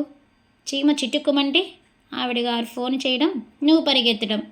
మరి అంత క్లోజ్గా ఆవిడికి అన్ని విధాల సాయంగా ఉండాలనుకునేవాడివి. ఈ డైవర్స్ భాగవతం ఎందుకు? నన్నెందుకు మధ్యన మభ్య పెట్టడం? రంజని నిలేసినట్టే అడిగింది రవీందర్ని. రవీంద్ర రంజనిని వంక కోపంగా చూశాడు. చీమ చిట్టుకుమనలేదు. నా కూతురు 4 గంటలు కనపడకుండా పోతే వెతకడానికి వెళ్ళాను. స్వీటీ నా కూతురు, అదంటే ప్రాణం. ఆ మాట మర్చిపోకు. కూతురు ప్రాణం, కొడుకు ఊపిరి, మనసు భార్య. మరి నా స్థానం ఏమిటో రెట్టించింది అసూయగా. రవీంద్ర తిరస్కారంగా చూశాడు. జవాబు ఇవ్వాలని మానేశాడు. వాళ్ళతో తెగతింపులు చేసుకోవాలనుకున్న వాడివి. వాళ్ళు ఎలా చేస్తే నీకేం? చీటికి మాటికి ఆవిడ పిలవడం, నువ్వు వెళ్ళడం, ఇదంతా సహించి నేను పడి ఉండాలన్న నీ ఉద్దేశం? షటప్, ఆగకు. నా కూతురు కనపడలేదన్న బాధ నాకుండకూడదానా నీ ఉద్దేశం? ఎవరెలా చేస్తే నాకేం అని ఊరుకోవడానికి వాళ్ళు పరాయి వాళ్ళు కాదు, నా రక్తం పంచుకొని పుట్టిన పిల్లలు. వాళ్ళతో నా అటాచ్మెంట్ 10 ఏళ్ళది. అట్టే వాగకు. మరోసారి నా పిల్లల గురించి ఏదన్నా మాట్లాడితే సహించను. పిల్లలు అనుబంధాలు నీకెలా అర్థమవుతాయి? పడి ఉండాలిలో మరిన్ని మంచి మంచి నవలలు పిల్లలకి పెట్టైన స్టోరీస్, పెద్దలకి సరదాగా కాసేపు నవ్వుకోవడానికి ఫన్నీ జోక్స్ వచ్చింది. శివ పురాణం, రామాయణం మన ప్లేలిస్ట్లో అవైలబుల్లో ఉన్నాయండి. చూసి ఎంజాయ్ చేయండి. అదేవిధంగా సరదాగా కాసేపు నవ్వుకోవడానికి మంచి మంచి మరి ఫన్నీ జోక్స్, బాలిపట్టల జోక్స్ కూడా మన ఛానల్లో అవైలబుల్ ఉన్నాయి. Thanks for watching. Please subscribe my channel. ప్లేలిస్ట్లో మరిన్ని వీడియోస్ అవైలబుల్లో ఉన్నాయి. పిల్లలకి బెడ్ స్టోరీస్, మంచి మంచి నవలలు. నచ్చితే లైక్ చేసి సబ్స్క్రైబ్ చేసి పక్కనే ఉన్న బెల్ ఐకాన్ని క్లిక్ చేసుకోండి friends. Thanks for watching.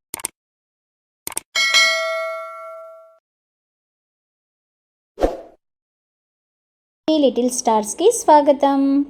Energetic little stars 143 channel. ఉషోదయం నవల కొత్త నవలకి స్వాగతం. ఆడియో నవల ఫుల్ ఎపిసోడ్స్ చూడాలనుకుంటే పక్కనే ఉన్న బెల్ ఐకాన్ని సబ్స్క్రైబ్ చేసుకొని క్లిక్ చేస్తే మీకు న్యూ వీడియోస్ నోటిఫికేషన్స్ కూడా వస్తాయి ఫ్రెండ్స్. ఉషోదయం కొత్త నవలకి స్వాగతం అండి. మన ఛానల్ మీరు ఫస్ట్ టైం చూస్తున్నట్టయితే మన ఛానల్ సబ్స్క్రైబ్ చేసుకొని పక్కనే ఉన్న బెల్ ఐకాన్ని క్లిక్ చేసుకోండి. న్యూ వీడియోస్ నోటిఫికేషన్స్ మీకు వస్తాయి. ఉషోదయం ఎపిసోడ్ 10వ భాగానికి స్వాగతం అండి. కొత్తగా చూసినట్లయితే మన ఛానల్ని సబ్స్క్రైబ్ చేసుకొని పక్కనే ఉన్న బెల్ ఐకాన్ని క్లిక్ చేసి లైక్ చేయండి, సబ్స్క్రైబ్ చేసుకోండి. అలా రవీంద్ర రంజనీకి బాగా బుద్ధి మాటలు చెప్పాడు. అంతే కదండి, తన కన్న పిల్లలు, తన రక్తం పుంజుకొని పుట్టిన పిల్లల్ని కనిపించట్లేదు అని ఫోన్ చేస్తే తను చూసుకోవాల్సిన బాధ్యత ఉంది కదా తనకి ఎంతైనా. తన తండ్రిగా తన బిడ్డల్ని ఆ మాత్రం చూసుకోకపోతే ఎలా అండి? మధ్యలో వచ్చిన ఆమె గురించి పట్టించుకొని తన పిల్లలకి అలా చేయాలనుకుంటారా ఏ తండ్రైనా? రవీంద్ర కూడా మంచిగా చేశాడు. తన పిల్లలు, తన రక్తం పంచుకు పుట్టిన బిడ్డల్ని చాలా మంచిగా చూసుకుంటున్నందుకు చాలా సంతోషం అనిపిస్తుంది కదండి. మీకు ఎలా అనిపిస్తుంది? చూశారు కదా, భార్య పాపం తన ఫ్యామిలీ విషయాలతో బాధపడుతూ అలా ఉంటే తను మాత్రం ఇలా వేరే ఒక అమ్మాయితో, తన ఫ్రెండ్ అయినటువంటి అమ్మాయితోనే అలా ప్రకాష్ అలా సంబంధం పెట్టుకోవడం చాలా బాధగా ఉంది కదా. ఓకే, మరి వంజన రవీంద్రని చాలా నిలదీస్తుంది. అప్పుడు రవీంద్ర చాలా హట్ అయ్యి, నా పిల్లలు నన్ను చూడొద్దంటావా అనేసి గొడవ చేస్తున్నాడు. అంటే అంటే నేనేం నీకు కానా చెప్తున్నావు? ఉంటే ఉండు, పోతే పో అని అంటున్నావా? ఇన్నాళ్ళు నన్ను వాడుకొని మోజు తీరగాని మళ్ళీ వాళ్ళ దగ్గరికే వెళ్ళాలని, కావాలని నన్ను రెచ్చగొట్టడానికే ఇదంతా చేస్తున్నట్లున్నావు. కోపంగా రవీంద్ర దగ్గరికి వచ్చి అతని షర్టు పట్టుకొని గుంజి మండిపడేటట్టు కళ్ళల్లోకి చూస్తూ అనింది, యూ చీట్, నన్ను వదిలించుకోవాలని చూస్తున్నట్లున్నావు. చచ్చినా నిన్ను వదలను. నేనేం అంత చేతగాని దాన్ని కాదు. అరుస్తూ హిస్టారికల్గా అతని టై పట్టుకొని ఆవేశంగా గుంజింది. వదులు ముందు, ఏమిటి దౌర్జన్యం? వదులు. రంజనీని ఒక్క తోపు తోసి ఆమె చేతిలోంచి విడిపించుకున్నాడు. అతని మొహం కోపంతో ఎర్రబడింది. రంజని గుండెలు ఆవేశంతో ఎగిసిపడ్డాయి. చెప్పు, నాకు ముందు మాట ఇవ్వు. ఇంకెప్పుడు నా ఇష్టం లేకుండా నువ్వేం చేయనని, నీ పెళ్ళాం పిల్లలకి దూరంగా ఉంటానని ప్రామిస్ చెయ్యి, లేకపోతే నిన్ను నేను బతకనివ్వను అరిచింది. రవీంద్ర చీత్కారంగా చూశాడు. చచ్చినా ఇవ్వను అలాంటి మాట. నాకు చూడాలని ఉన్నప్పుడు నా పిల్లల్ని తప్పక వెళ్ళి చూస్తాను. నీకోసం నా పిల్లల్ని మాత్రం నేను చచ్చినా వదలను అన్నాడు పంతంగా. అతనికి పౌరుషం తన్నుకొచ్చింది. వదలవు వదలవు, ఛీ, నిన్ను నమ్మడం నాదెంత బుద్ధి తక్కువ. నీలాంటి వాడిని అవకాశవాదిని ఊరికే వదలను అంటూ ఆవేశంగా చెంప మీద కొట్టింది ఎగిసి పడుతున్న గుండెలతో. రవీంద్ర కళ్ళు ఎర్రబడ్డాయి. అదే ఆవేశంతో ఆమె చెంప చెల్లుమనిపించాడు. గెట్ అవుట్, మళ్ళీ ఇటు వచ్చావంటే బాయ్ని పిలిచి గెంటిస్తాను అన్నాడు రౌద్రంగా. యూ చీట్, నిన్ను వదలను, నీ అంతు చూస్తాను రూము బయట నించుని అరిచింది. ఆఫీసులో అప్పటికి అందరూ చోద్యం చూస్తున్నట్టు నిల్చున్నారు. రంజని కేకలకి ఇంకా అందరూ సీట్లు వదిలి వచ్చారు. అందరి మొహాల్లో కావాల్సిందే నీకు శాస్తి అన్న చూపు రంజనీని కాసేపు ఆవేశంగా అరిచి అందరి వంక కోపంగా చూసి విసవిస ఆఫీసులోంచి వెళ్ళిపోయింది. పీడ వదిలింది అన్నారంతా. మళ్ళీ రాకుండా ఉంటే బతికిపోతాం అన్నారు మరికొందరు. సాయంత్రం ఇంటికి వచ్చిన రవీంద్ర మొహం వాడిపోయి నల్లపడి ఉండడం చూసిన సునీత, ఏమలా ఉన్నారు? స్వీటీని బాగానే ఉందిలేండి, ఇవాళ అందుకే నేను ఇంట్లోనే ఉండి చూసుకున్నాను అతని మొహం వంక చూస్తూ అంది. రవీంద్ర చేతిలో బ్రీఫ్ కేస్ కింద పడేసి చటుక్కున కింద కూర్చొని సునీత వల్ల మొహం దాచుకున్నాడు. సునీత, నన్ను క్షమించు క్షమించమని కూడా అడిగే అర్హత నాకు లేదు. వివాహ బంధంలో ఉండే పవిత్రతని, రక్తం పంచుకొని పుట్టిన పిల్లల మీద మమకారం తెంచుకోలేనివి అని అర్థం చేసుకున్నాను. సంసారం అనే రథం నడవడానికి భార్య భర్త ఇద్దరు ఉండాలి అని అర్థమైంది. భార్య భర్తల విభేదాల వల్ల, దెబ్బలాటల మధ్య పిల్లలు నలిగిపోకూడదు సునీత. పిల్లలకి తల్లిదండ్రుల అవసరం ఎంతో ఉందని ఇవాళే స్వీటీ కనపడినప్పుడే నాకు అర్థమయ్యింది. పిల్లల్ని కన్నాక వాళ్ళకి తల్లినో తండ్రినో దూరం చేసే హక్కు మనకి లేదు.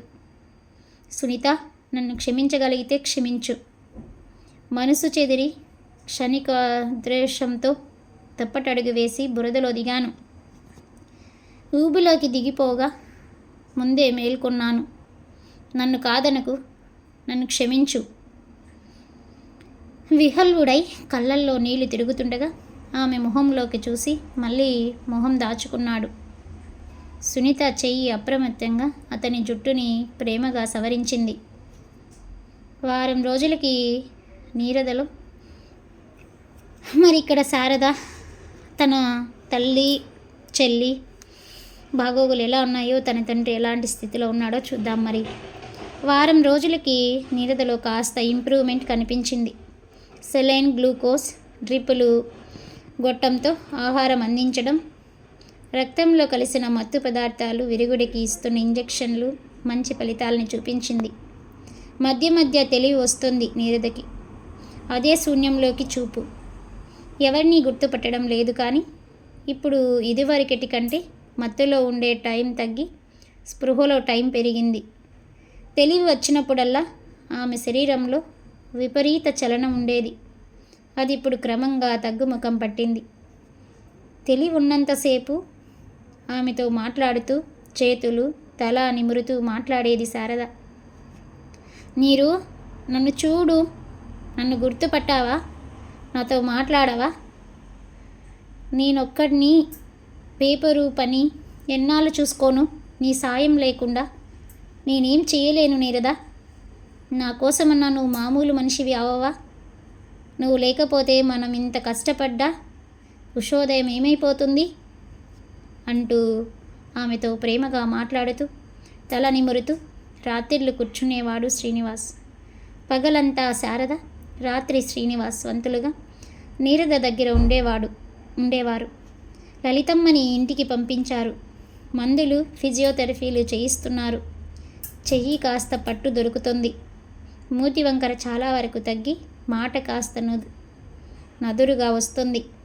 ఆవిడ నోట నీరదకి తెలివి వచ్చిందా అన్నది ఒక్కటే మాట వస్తుంది. నారాయణమూర్తి గారు కాస్త కోలుకొని ఇంట్లో ఉంటే పిచ్చెక్కుతుంది ఆలోచనలతో అంటూ ఆఫీస్కి వెళ్ళడం ఆరంభించారు. ఆఫీస్కి వెళ్ళే ముందు 1 గంట, సాయంత్రం ఇంటికి వెళ్ళే ముందు 1 గంట నర్సింగ్ హోమ్కి వెళ్ళి నీరద దగ్గర కూర్చుంటారు తల నిమురుతూ. ఆయన కూర్చున్న గంటలో శారద ఇంటికెళ్ళి స్నానం అది చేసి టిఫిన్ భోజనం పట్టుకొని మళ్ళీ ఆసుపత్రికి వస్తుంది. 4 రోజులుగా ఆమె కోర్టు మొహం చూడలేదు. ఈ మధ్య ప్రకాష్ ఇంటికి రావా అని సనగడం మానేసినందుకు సంతోషించింది. ఎందుకు మానేయడు? సార్కి అక్కడ మంచి కంపెనీ దొరికింది కదా, పాపం అక్కడికే వెళ్ళిపోతున్నట్టున్నాడు. మరి చూసారా అండి మనుషులు ఎలా ఉంటారు? భార్య అలాంటి కష్టంలో ఉన్నప్పుడు భర్త తనని దగ్గరికి తీసుకోకపోగా అతని విలాసాలకి అలా అయిపోయాడు. రాహుల్ శని ఆదివారాలు వచ్చి తల్లి దగ్గర ఉంటున్నాడు. డాక్టర్ రౌండ్స్కి వచ్చారు. నీరదని పరీక్షించి రిపోర్ట్లు, టెస్టులు అన్నీ మళ్ళీ పరీక్షించి గుడ్ ఇంప్రూవ్మెంట్. రక్తంలో మత్తు 70% తగ్గింది. ఫిజికల్గా ఆమె కోలుకుంటోంది. ట్రీట్మెంట్కి మంచి రెస్పాన్స్ ఉంది. ఎటొచ్చి మానసికంగా కోలుకోవాలి. ఇంకో వారం 10 రోజుల్లో ఆ మార్పు రావచ్చని ఆశిద్దాం. మీరు కొద్దిగా ఘనాహారం నోటి ద్వారా తినిపించండి. తెలివిలో ఉన్నప్పుడు కొద్దిగా ఆహారం ఎలాగైనా తినిపించడానికి ప్రయత్నిస్తూ ఉండాలి. అన్నీ శ్రద్ధగా విపులీకరించారు డాక్టర్ గారు. శారద థ్యాంక్స్ చెప్పింది సంతోషంగా. సునీత ఇవాళ రంజని ఆఫీస్కి వచ్చి చాలా గొడవ చేసింది. స్టాఫ్ అందరి ముందు చాలా అసహ్యంగా సీన్ క్రియేట్ చేసింది. ఆమెను ఎలా ఫేస్ చేయాలో, ఎలా వదిలించుకోవాలో అర్థం కాలేదు. అందరి ముందు తల దించుకునే పరిస్థితి వచ్చింది. ఆఫీస్ నుంచి ఇంటికొచ్చి తల పట్టుకుని కూర్చొని అన్నాడు. సునీత ఒక్క క్షణం ఆలోచించింది. రేపు ముందు ఆమెకి 3 నెలల జీతం ఇచ్చి ఉద్యోగం నుంచి టర్మినేట్ చేయండి.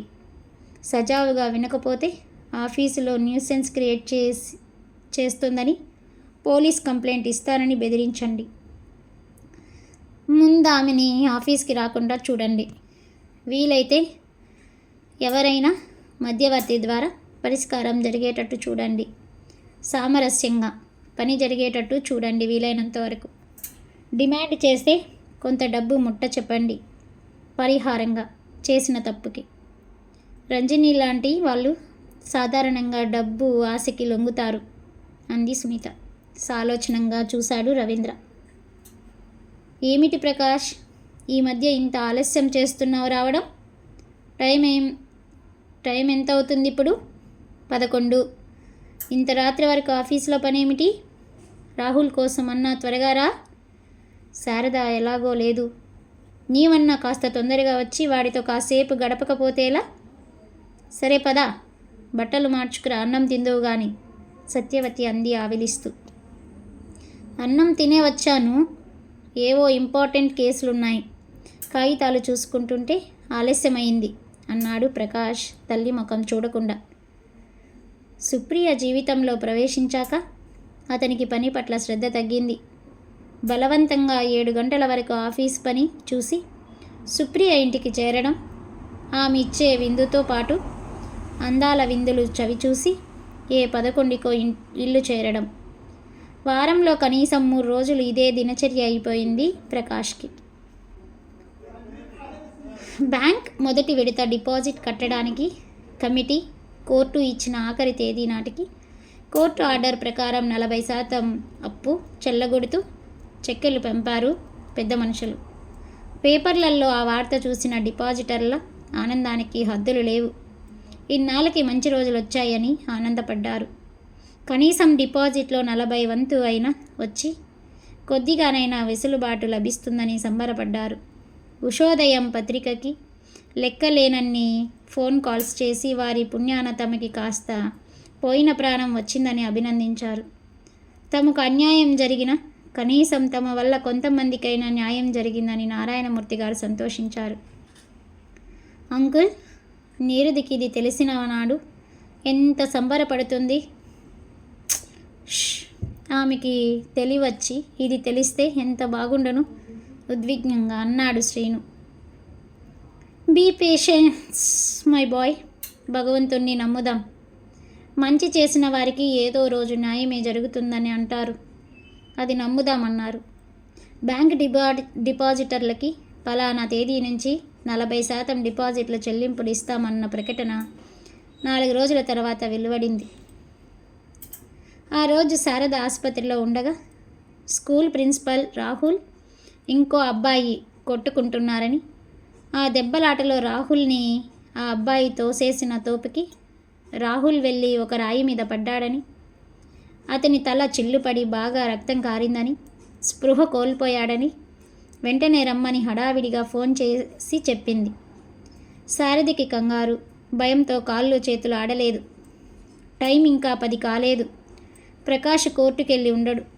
అతనికి ఫోన్ చేస్తే సెల్ ఆఫ్లో ఉంది. 2 సార్లు ప్రయత్నించి దొరకక ఇంకా ఫోన్ చేస్తూ కూర్చుంటే ఆలస్యం అవుతుందని నీడిద దగ్గర ఒక నర్సుని బతిమాలి కూర్చోబెట్టి గబగబా ఆటోలో ఆఫీస్కి వెళ్ళింది. పరుగులాంటి నడకతో అతని రూము వైపు వెళ్ళి తలుపు తీసి, ఏమిటి సెల్ ఆఫ్ చేసి కూర్చున్నారు అంటూ లోపలికి అడుగుబోయిన శారద గుమ్మంలోనే నిశ్చేష్టురాలై నిలబడిపోయింది. ప్రకాష్ టేబుల్ ముందు కుర్చీలో కూర్చుండగా సుప్రియ వెనుక నుంచి అతని 2 భుజాల మీద చేతులు వేసి తలకి తల దగ్గర చేర్చి చెవిలో ఏదో అంటుంది. ప్రకాష్ ఎడమ చెయ్యి వెనక్కి జాపి చాలా జాలీ మూడ్లో ఆమె మొహాన్ని తన మొహం వైపు లాక్కుంటున్నాడు. ఆ దృశ్యం చూసి శారద నిర్ఘాంతపోయి నిలబడిపోయింది. శారదను చూసి ప్రకాష్, సుప్రియల మొహాలు తెల్లబడ్డాయి. ఒక్క ఉదుటున లేచాడు ప్రకాష్. మాట కూడా తీసుకొని ఏదో అనే లోపల శారద అతని వంక, సుప్రియ వంక మార్చి మార్చి చూసి ఒక్క మాట మాట్లాడకుండా గిర్రున వెనక్కి తిరిగి వెళ్ళిపోయింది. ప్రకాష్ మొహం మాడిపోయింది. సుప్రియ గాబరాగా, శారద మనల్ని చూసింది, ఇప్పుడెలా? భయంగా అంది ఆవిడ. మరి శారద ఏం చేస్తుంది? తన పరిస్థితి ఏమవుతుంది? ఈ సుప్రియ వల్ల తన భర్త అలా తయారయ్యాడు. ఈ మగవాళ్ళకి ఎలాంటి ఆలోచనలు వస్తాయో ఏమిటో కదా. ప్రకాష్ నుదుట పట్టిన చెమటని తుడుచుకుంటూ తన దగ్గర జవాబు లేదన్నట్టు మౌనంగా కుర్చీలో కూర్చుండిపోయాడు. ఇంట్లో శారదని ఎలా ఎదుర్కోవాలి, ఏమని చెప్పాలి? నిలేస్తే జవాబుల కోసం ఆలోచనలో పడ్డాడు. సుప్రియ అతని సీరియస్నెస్ చూసి మాట్లాడకుండా తన కుర్చీ దగ్గరికి వెళ్ళి పని చూడసాగింది. శారద ఆటోలో వెళ్తున్నంతసేపు ఏ ఆలోచన రానంతగా మనసు మొద్దు మారిపోయింది. అలాంటి దృశ్యం చూస్తానని కలలో కూడా అనుకోని ఆమెకి అదొక పెద్ద షాక్. ప్రకాష్ సరే మగాడు, సుప్రియ తన స్నేహితురాలు, తన భర్తని దాని మీద జాలిపడి సానుభూతితో ఉద్యోగం ఇప్పించి దాని బతుకు ఒక గాడిలో పడాలని ఆరాటపడే తనకే ఎలా ద్రోహం చేయగలిగింది? స్నేహితురాలి భర్తతో ప్రకాష్ ఎంత ఆనందంగా, ఎంత రొమాంటిక్గా ఆమెతో నవ్వుతూ ఆమెతో సరసాలాడుతున్నాడు. ఆలోచనల మధ్య ఆటో స్కూల్ చేరింది. స్కూల్లో ఫస్ట్ ఎయిడ్ చేసినట్లున్నారు. తలకి కట్టుతో తెల్ల చొక్క అంతా రక్తంతో పడి ఉన్న రాహుల్ని చూసేసరికి శారద గుండెలు జారిపోయాయి. శారద గారు, చాలా రక్తం పోయింది, వెంటనే ఆసుపత్రికి తీసుకెళ్ళండి అంటూ కారు తెప్పించి రాహుల్ని కారులో పడుకోబెట్టించారు. శారద తిన్నగా నీరద ఉన్న నర్సింగ్ హోమ్కే తీసుకెళ్ళింది. తల మీద దెబ్బకి 4 కుట్లు వేసి కట్టుకట్టి ఇంజెక్షన్ అది ఇచ్చారు డాక్టర్లు. ఆ రోజంతా అక్కడే ఉంచమన్నారు. రాహుల్ కాస్త మగతగా నిద్రపోతున్నాడు. అప్పుడు శారద ఇంట్లో అత్తగారికి, ఇంట్లో ఉన్న తండ్రికి ఫోన్ చేసి చెప్పింది. ఇద్దరు గాబరా పడి వెంటనే వచ్చారు. నారాయణమూర్తి గారు జరిగింది విని మనవడి తల నిమురుతూ శారద వంక తిరిగి, ప్రకాష్ ఏడమ్మా, చెప్పావా ఆయనకి, తెలిసిందా అన్నాడు. శారద మొహం అల్లమైంది. తల తిప్పుకుంది. లేదు నాన్న, ఆయన ఎక్కడున్నారో సెల్లో దొరకలేదు, తర్వాత చెప్తాలేండి, ఇప్పుడు ఇంకా ఆయన వచ్చి చేసేదేముంది అంది మోభావంగా. కోర్టు నుంచి వచ్చాక ఫోన్ చేసి చెప్పమ్మా, చెప్పలేదని తర్వాత కోపడతాడు అంది సత్యవతి. ఆ రాత్రి 8 కల్లా ఇంటికి వచ్చేశాడు ప్రకాష్. రాహుల్ని చూసొస్తున్నావా, ఎలా ఉన్నాడు, జ్వరం అది రాలేదుగా అంది సత్యవతి తలుపు తీయగానే. ప్రకాష్ తెల్లబోతూ, రాహుల్నా, ఏం అయింది వాడికి, ఎక్కడున్నాడు ఆరాటంగా అడిగాడు. సత్యవతి ఆశ్చర్యంగా, అదేమిటి శారద నీకు చెప్పలేదా? రాహుల్కి తల మీద పెద్ద దెబ్బ తగిలింది, కుట్లు పడ్డాయి. స్కూల్ పిల్లలు దెబ్బలాడుకున్నప్పుడు వీడెళ్ళి రాయి మీద పడడంతో తల మీద కన్నం పడింది. శారద స్కూల్కి వెళ్ళి ఆసుపత్రికి తీసుకెళ్ళింది. నీరద ఉన్న నర్సింగ్ హోంలోనే ఉన్నాడు గబగబా అంది. ప్రకాష్ కలవరంగా, రాహుల్కి దెబ్బ తగిలిందా? శారద నాకు చెప్పనే లేదే, ఎలా ఉన్నాడు, ఉండు నేను వెళ్ళి చూసొస్తాను అంటూ మళ్ళీ వెనక్కి తిరిగి వెళ్ళాడు. శారద చెప్పకపోవడం కాస్త వింతగా అనిపించింది సత్యవతికి. కారులో వెళ్తుంటే, మై గాడ్, శారద రాహుల్ గురించి చెప్పడానికి పొద్దుట వచ్చినట్టుంది, చెప్పి ఇద్దరూ కలిసి స్కూల్కి వెళ్ళాలని వచ్చి ఉంటుంది. తనని ఆ స్థితిలో చూసి చెప్పకుండా వెళ్ళిపోయింది. అందుకే ఇప్పటి వరకు తనకి ఫోన్ అన్నా చేయలేదు. తల్లి మాటలు బట్టి ఆవిడికి శారద ఏం చెప్పినట్లు లేదు. నర్సింగ్ హోమ్కి వెళ్ళేసరికి రాహుల్ నిద్రపోతున్నాడు. నీరద ఓ పక్క, రాహుల్ ఓ పక్క పడుకున్నారు. శారద కుర్చీలో కూర్చొని పుస్తకం చదువుతుంది. ప్రకాష్ రావడంతో తలెత్తి చూసి మళ్ళీ తల పుస్తకంలోకి దించింది. రాహుల్కి దెబ్బ తగిలిందని నువ్వు నాకు చెప్పలేదు. ఇంటికెడితే అమ్మ చెబితే వచ్చాను అన్నాడు పొడిగా. చెప్పాలని వచ్చాను, మీరు చాలా బిజీగా ఉన్నారని చెప్పలేదు అంది తల ఎత్తి అతని వంక సూటిగా చూసి. అతని మొహంలో రంగులు మారాయి. చప్పున ఏం తెలియనట్టు, ఎలా ఉంది ఇప్పుడు, డాక్టర్ ఏమన్నారు ఆరాటంగా అడుగుతూ కొడుకు తల నిమిరాడు. రాహుల్ కళ్ళు తెరిచి డాడీ అన్నాడు. ఎలా ఉంది, నొప్పెడుతుందా? ఎందుకు ఇలాంటి దెబ్బలాట్లకి వెళ్తావు? చూసావా ఎంత పెద్ద దెబ్బ తగిలిందో? రాహుల్ మాట్లాడకుండా కళ్ళు మూసుకున్నాడు. ఇంకేం చేయాలో తెలియక తర్వాత ఫోన్ అన్నా చేయొచ్చుగా. రాహుల్, నా కొడుకుని మర్చిపోయినట్లున్నావు. నాకు చెప్పనక్కర్లేదనా నీ ఉద్దేశం? శారద ఏమనడానికి అవకాశం ఇవ్వకుండా తనే సెల్ఫ్ డిఫెన్స్లో పడుతూ అన్నాడు. శారద ఓసారి పుస్తకంలోంచి తలెత్తి థ్యాంక్స్, రాహుల్ మీ కొడుకైనా గుర్తుంది అంది కాస్త హేళనగా. ప్రకాష్ మొహం ఎర్రబడింది. ఏమనాలో తెలియక నేను వెళ్తున్నాను, రేపొస్తాను అంటూ వెళ్ళిపోయాడు. శారద సాలోచనంగా అటే చూసింది. శారద, నీకో గుడ్ న్యూస్, గెస్ చేసి చెప్పు. సునీత ఫోన్లో ఎగ్జైటింగ్గా అంది. ఏమిటంత ఆనందంగా ఉన్నావు, విషయం చెప్పు అంది శారద.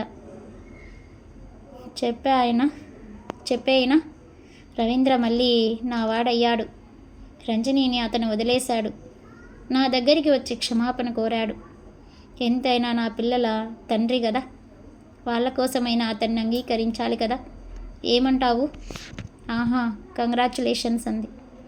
ఆమె గొంతులో ధ్వనించిన ఉదాసీనత సునీత గుర్తించింది. శారద, ఏమిటలా ఉన్నావు, ఏమైంది? నీరదకి ఎలా ఉంది? ఈజ్ సంథింగ్ రాంగ్ అంది ఆరాటంగా. సునీత, నీతో మాట్లాడాలి. రేపు ఆదివారం పొద్దుట వస్తాను, ఇంట్లో ఉంటావా అని అన్నది. పాపం, తన పరిస్థితి చూస్తే అలా ఉంది. అతను చూస్తే అలా చేశాడు. మరి ఏం చేద్దాం, అలా ఉన్నారు జనాలు. సో అలాంటి పరిస్థితి ఎవరికి రాకూడదని కోరుకుంటున్నాను మరి నేను. ఫ్రెండ్స్, ప్లేలిస్ట్లో మరిన్ని మంచి మంచి నవలలు, పిల్లలకి బెడ్ టైమ్ స్టోరీస్, పెద్దలకి సరదాగా కాసేపు నవ్వుకోవడానికి ఫన్నీ జోక్స్, శివపురాణం, రామాయణం మన ప్లేలిస్ట్లో అవైలబుల్లో ఉన్నాయండి. చూసి ఎంజాయ్ చేయండి. అదేవిధంగా సరదాగా కాసేపు నవ్వుకోవడానికి మంచి మంచి ఫన్నీ జోక్స్, భార్య భర్తల జోక్స్ కూడా మన ఛానల్లో అవైలబుల్ ఉన్నాయి. Thanks for watching. Please subscribe my channel. ప్లేలిస్ట్లో మరిన్ని వీడియోస్ అవైలబుల్లో ఉన్నాయి. పిల్లలకి బెడ్ టైమ్ స్టోరీస్, మంచి మంచి నవలలు. నచ్చితే లైక్ చేసి సబ్స్క్రైబ్ చేసుకోండి. Thank you.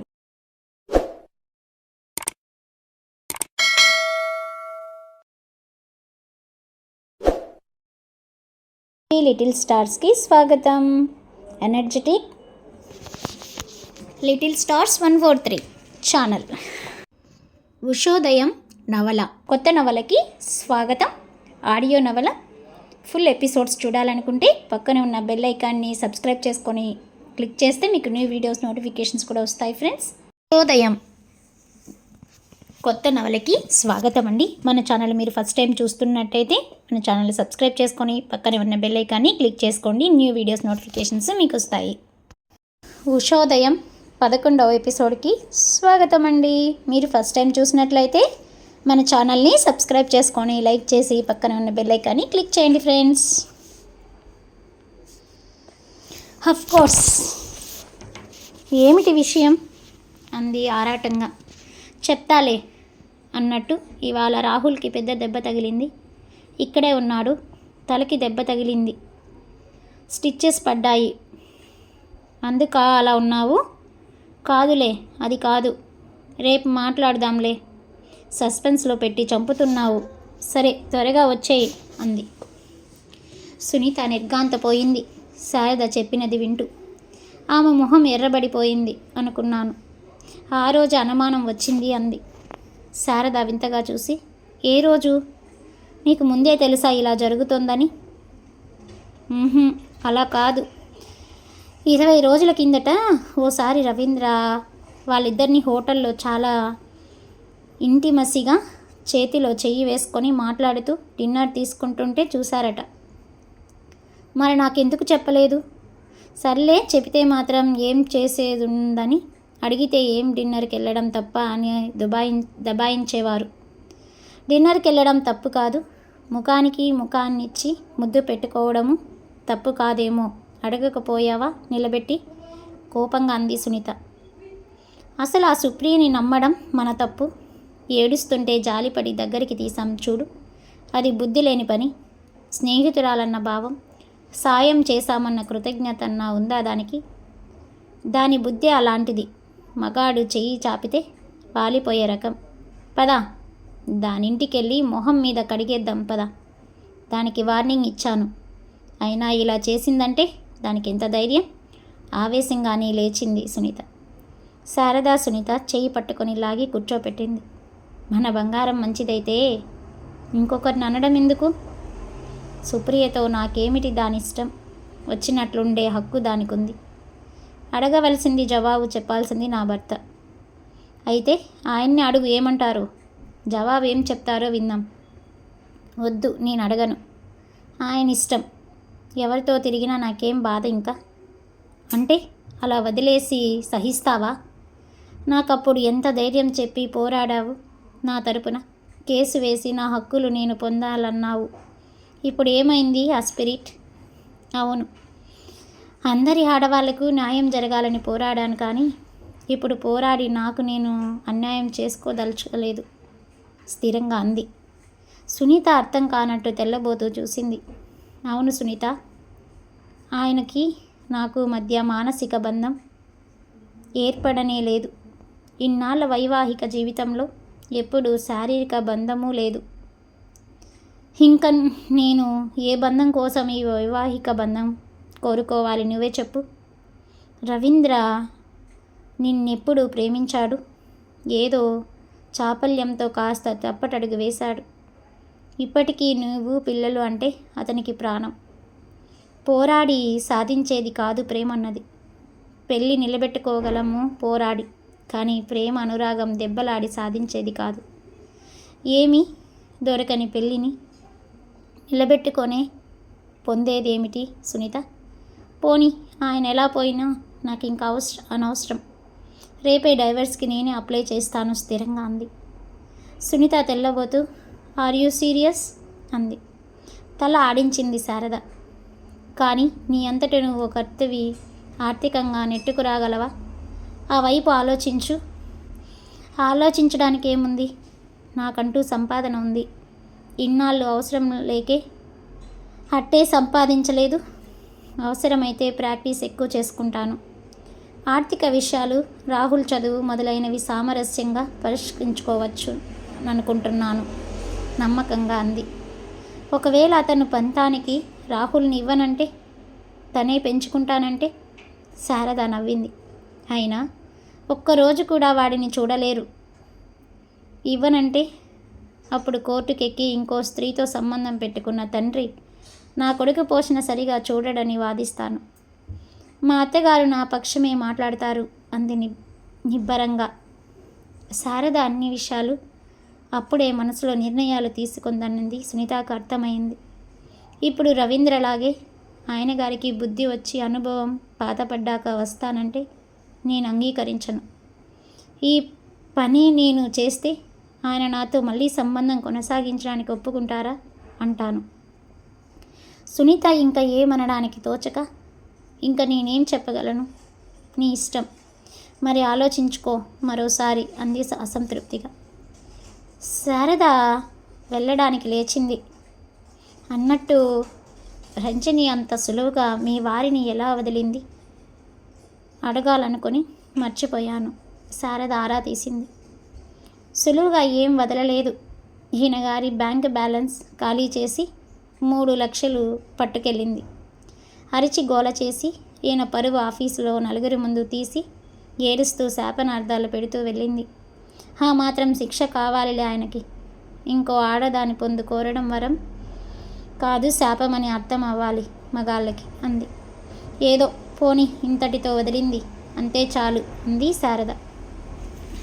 సునీత ఎడాపెడా దులిపేస్తుంటే సుప్రియ తలదించుకొని కూర్చుంది. మాడిపోయిన మొహంతో, చీ నీ మొహం చూడాలనిపించడం లేదు. పాత జీవితం మర్చిపోయి మళ్ళీ మళ్ళీ అవే తప్పులు చేస్తున్నా నీకు ఈ జన్మకి బుద్ధి రాదు. నీ చావు నువ్వు చావు. మధ్యలో శారద బతికిలో నిప్పులు పోసావు. అసలే ఆ ప్రకాష్తో దానికి అంతంత మాత్రం అనుబంధం. ఇప్పుడు అది ససేమిరా అతనితో కలిసి బతకడానికి ఇష్టపడడం లేదు. డైవర్స్ తీసుకుంటానంతట. ఇంకేం చక్కగా అతన్ని పెళ్ళాడు. ఒక ఆడదాని కాపురం కూల్చినా ఏ ఆడది ఆనందంగా ఉండలేదు. కఠినంగా అనింది సునీత సుప్రియతో. కదా, పాపిష్టిది. శారద జీవితం నాశనం చేసింది. అసలే తన జీవితం ఏదో అలా సాగిపోతుంటే ఆ జీవితాన్ని కూడా ఆమెకి లేకన్నా పోనీలే పాపం నా ఫ్రెండ్ అని చెప్పి దగ్గరికి తీసుకున్నందుకు ఆమెకు అలాంటి చేసిపోయింది. సుప్రియ తెల్లబోయింది. శారద ఇంత తొందరగా ఇలాంటి నిర్ణయం తీసుకుంటుందనుకోలేదు. గొడవ చేస్తుంది, తిడుతుంది. ఏం జవాబు ఇవ్వాలా, ఎలా ఆమె ముఖం చూడాలా అని లోలోన భయపడుతుంది. సునీత అలా అనగానే బెదురుగా, ఏమిటో నాకు తెలియకుండానే అతనికి లొంగిపోయాను. అతని మాట కాదంటే ఉద్యోగం నుంచి తీసేస్తాడేమో. మళ్ళీ రోడ్డు మీద పడాలని భయపడి నసుగుతూ చెప్పబోయింది. నోర్ మోయ్, వేదవా కుంటి సాకులు నా దగ్గర చెప్పకు. నీకు ఇష్టం లేకుండా అతనేం చేయగలడు? నీకు ఫ్లాటు సుఖాలు అవి కావాలి. వాటి కోసం మగాళ్ళకి వలలు విసిరే నీ గుణం నాకు తెలిసి కూడా నిన్ను నమ్మాం మేమిద్దరం. ఇంకేం ఊరేగతనితో 4 రోజులు వాడుకొని తన్ని పంపిస్తాడు. అప్పుడు తెలుస్తుంది నీ బతుకు అంటూ సుప్రియని చీత్కారంగా చూసి ఆమె ఏదో చెప్పబోతుంటే వినకుండా వెళ్ళిపోయింది. శారద చెప్పింది విని సత్యవతి నిర్ఘాంతపోయింది. ఆవిడ మొహం కోపంతో జెవ్వురించింది. వీడికి ఇలాంటి బుద్ధులు కూడానా? ఇంతకీ దిగజారాడా? ఈ మధ్య వాడిని చూస్తే నాకెందుకో ఏదో అనుమానం వచ్చింది. వాడి మొహం చూస్తే ఏదో తప్పు చేసిన వాడు మొహం చాటేసినట్టు నన్ను తప్పించుకొని తిరుగుతున్నాడు. రాత్రిళ్ళు 11కి రావడం, భోజనాలు చేసి రావడం, నువ్వు లేవని ఏదో ఫ్రెండ్స్తో కాలక్షేపం చేస్తున్నాడు అనుకున్నాను. ఇంట్లో పెన్లాన్నింత ఉద్ధరించాడు. వీడి మొహానికి ఇంకా ప్రేమలు కావాల్సి వచ్చాయా? ఆవేశంగా అంది. వద్దత్తయ్య, మీరు ఊరుకోండి. ఇక నా మనసు విరిగిపోయింది. ఆయనకి నాకు భార్యాభర్తల సంబంధం లేనే లేదు. ఆయన్నైనా సుఖపడనీయండి నచ్చిన వారితో. నేను వెళ్ళిపోతాను. Mutual separation. నేను ఒప్పుకోను. నువ్వు వెళ్ళడానికి వీలు లేదు. పెళ్ళంటే ఏమనుకుంటున్నారు ఈ మగాళ్ళు? అదంత సులువుగా వదిలించుకునేది కాదు. ప్లీజ్, నేను ఆనందంగా ఉండాలంటే మీ సపోర్ట్ కావాలత్తయ్య. నాకు ఇంకా ఈ సంసారంలో సారం కనపడలేదు. ఇన్నాళ్ళు ఏ ఆనందం లేకపోయినా వివాహ వ్యవస్థని గౌరవించి మీ అందరి కోసం ఒక ఇంట్లో బతికాను. ఇప్పుడు జరిగిన దాంతో నాకు మనసు పూర్తిగా విరిగింది. తప్పు నాది కాదు కనుక విడిపోవడానికి సంకోచం కలగడం లేదు. అంచేత మీరేం అడ్డు రావద్దు. నేను ముందు కొన్నాళ్ళు అమ్మ వాళ్ళ ఇంట్లో ఉండి తర్వాత వేరే వెళ్తాను. నువ్వెక్కడికి వెళ్ళనక్కరలేదు. ఈ ఇల్లు నాది. నా భర్త నాకు ఇచ్చింది. నా తదనంతరం వాడికి ఇమ్మని రాశారు. నేనున్న చోటే నువ్వు ఉంటావు. మనిద్దరం నా మనవడు. మనం ఉందాం. వాడిష్టం, ఎటు పోతాడో పోమందాం విరక్తిగా అంది సత్యవతి. శారద ఆశ్చర్యంగా చూసింది. ప్లీజ్ అత్తయ్య, నా కోసం మీరు కొడుకుని వదులుకోవడం ఏమిటి? నాకేం పర్వాలేదు. మీ సాయం ఎప్పుడు కావాలన్నా తీసుకుంటాను. అమ్మా నాన్న ఉన్నారు. నేనేం ఒంటరిదానవ్వను. మీరు ఇలాంటి నిర్ణయం తీసుకుంటే ఆయనకి ఇంకా కోపం వస్తుంది. ఇదంతా నేనే చేయించానంటారు. వాడెవడు నన్ను అనడానికి? నేనేం వాడి మీద ఆధారపడి బతకడం లేదు. నేనెవరితో ఉండాలనుకుంటే వాళ్ళతో ఉంటావు పట్టుదలగా అందావిడ. శారద నిస్సహాయంగా చూసింది. వాడే వెడతాడు ఇంట్లోంచి, నువ్వు నీ ఇంట్లో ఉండు. చూడు శారద, అసలే మీ వాళ్ళు కష్టాల్లో ఉన్నారు. ఇప్పుడు నీ సంసారం ఇలా అయిందని తెలిస్తే ఉన్న వాటికి ఇదొకటా అని చాలా బాధపడతారు. ఇప్పుడిప్పుడే ఏం చెప్పకు, కొన్నాళ్ళు పోనీ అంది. శారదకి అదే అనిపించింది. రాత్రి ప్రకాష్ రాగానే సత్యవతి శారదిచ్చిన కాగితాలు అతని ముందు పడేసింది మౌనంగా. ఏమిటివి అన్నాడు ఆశ్చర్యంగా. శారదిచ్చి వెళ్ళింది అంది మోభావంగా. తల్లి మొహం చూడగానే శారద వచ్చి తల్లితో చెప్పి ఉంటుందనిపించి గబగబా కాగితాలు తీశాడు. చూడగానే అతని మొహంలో రకరకాల రంగులు మారిపోయాయి. డైవర్స్ పేపర్లు శారద ఇచ్చిందా? ఆవిడ ఉద్దేశం ఏమిటి? డైవర్స్ ఇస్తాదనట నాకు మండిపడుతూ అన్నాడు. అభిమానవతి అయిన ఓ ఆడది ఇదే చేస్తుంది, సత్యవతి సూటిగా అంది. ప్రకాష్ కఠినంగా తల్లి వంక చూసి, నీ కోడల్ని వెనకేసుకొచ్చింది చాలు. నీతో కాదు మాట్లాడడం, నాతో వచ్చి మాట్లాడమను. మాట్లాడడానికి ఏం లేదు, నేను చెప్పాల్సింది ఈ కాగితాలు చెప్తాయి అని ఇచ్చి వెళ్ళింది. సంతకం పెట్టెమ్మంది. ఆహా, సంతకమేగా కావాలి, ఇదిగో పెడుతున్నాను. మళ్ళీ వచ్చి గోల పెడితే ఊరుకోను. మళ్ళీ ఈ గుమ్మం తొక్కడానికి వీలు లేదు. ఆడదానికి అంత పొగరు నిర్లక్ష్యమైతే నాకెందుకు ఉండాలి? తలెగరేసి అన్నాడు కోపంగా సంతకం పెడుతూ. ఈ గుమ్మం తొక్కడానికి వీలు లేదని చెప్పడానికి నీకేం హక్కు లేదు ప్రకాష్. ఇది నా ఇల్లు. శారద ఇక్కడికి వస్తుంది, ఇక్కడే నాతో ఉంటుంది అంది సత్యవతి. ప్రకాష్ తెల్లపోయాడు. అతని మొహంలో రక్తం పొంగింది. అంటే అతని మాట తడబడింది. అంటే ఏం లేదు, నా కోడల్ని మనవణ్ణి నేను దూరం చేసుకోను. ఈ ఇల్లు నా పేరు ఇచ్చారు మీ నాన్నగారు. నేనున్నన్ని రోజులు నా ఇష్టం వచ్చిన వారితో ఉండే హక్కు నాకుంది. అంటే నీకు కొడుకు అక్కర్లేదు, కోడలే కావాలని చెప్తున్నావా? అంటే నన్నే ఇంట్లోంచి పొమ్మన్నా అని అర్థం? ఉక్రోషంగా అన్నాడు అతను. పాపం, ఏంటి గొడవలు? ఒక్కొక్కరు జీవితాలని నాశనం చేస్తున్నారు. సరే, అత్తా కోడళ్ళిద్దరూ ఉట్టి కట్టుకొని ఊరేగండి. నా కొడుకుని తీసుకొని నేనే వెళ్ళిపోతాను. కసిగా ఆఖరి అస్త్రం వదిలాడు. సత్యవతి నవ్వింది. ఓ ఆడదాన్ని లొంగ తీసుకోవడానికి పిల్లల్ని ఆస్త్రాలుగా వాడుకుంటారు మీ మగవారు. కొడుకు కస్టడీ కోసం శారద పోరాడి తీరుతుంది. ఆమె ఒక లాయరు. కొడుకు కస్టడీ ఎలా తీసుకోవాలో ఆమెకు తెలుసు. అయినా వాడిని తీసుకెళ్ళి ఏం చేస్తావు? పెంచుతావా? నవ్వింది ఆవిడ. వెళ్ళు, ఆ సుప్రియనైనా సుఖపెట్టు అంటూ తన గదిలోకి వెళ్ళిపోయింది బాధపడి సత్యవతి. గత 4 రోజులుగా నీరదలో చాలా మార్పు వచ్చింది. కళ్ళు తెరిచి అందరినీ చూస్తోంది. ఏదో వెతుకుతున్నట్టు ఆ చూపులు అందరినీ వెంటాడుతూ చూస్తున్నాయి. ఏదో చెప్పాలను అడగాలను ఆ కళ్ళు చూస్తున్నాయి. అది గుర్తించి, శ్రీనివాస్, నీరు నన్ను గుర్తుపట్టలేదా? మనమిద్దరం మంచి స్నేహితులం. ఉత్తి స్నేహితులం కాదు, అంతకంటే మించిన బంధం మనది. నువ్వు మాట్లాడాలి, కోలుకోవాలి. ఉషోదయం నీ కోసం ఎదురు చూస్తుంది అని అంటాడు. చెప్పు సీను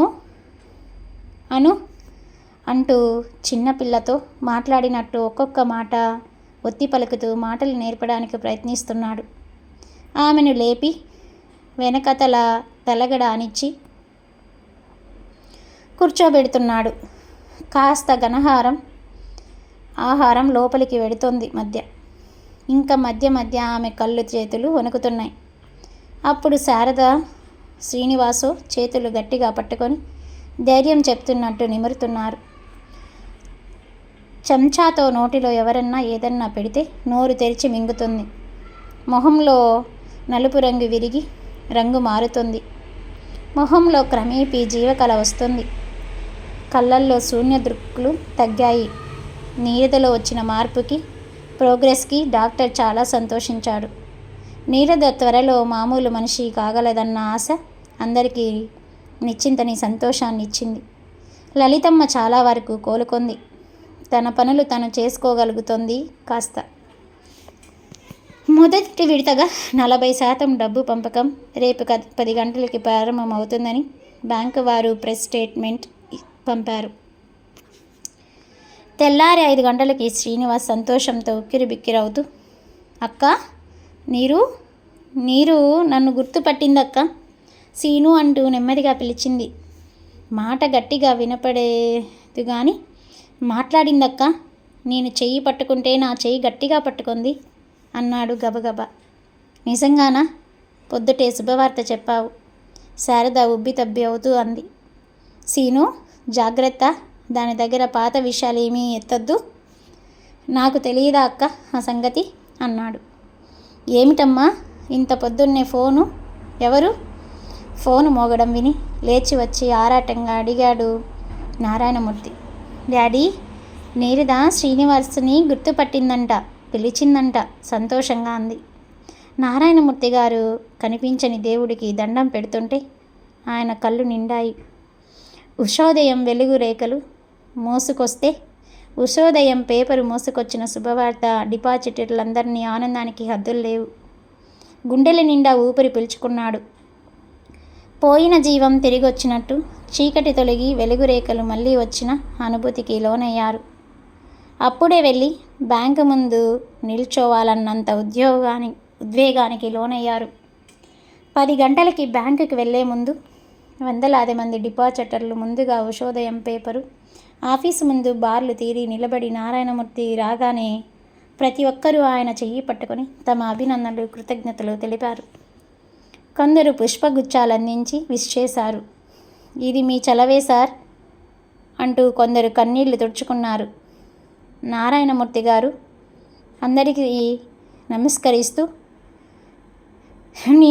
నీరు నిండిన కళ్ళు తుడుచుకుండగానే మాట్లాడలేనట్టు మౌనంగా లోపలికి నడిచారు. అయిపోయింది.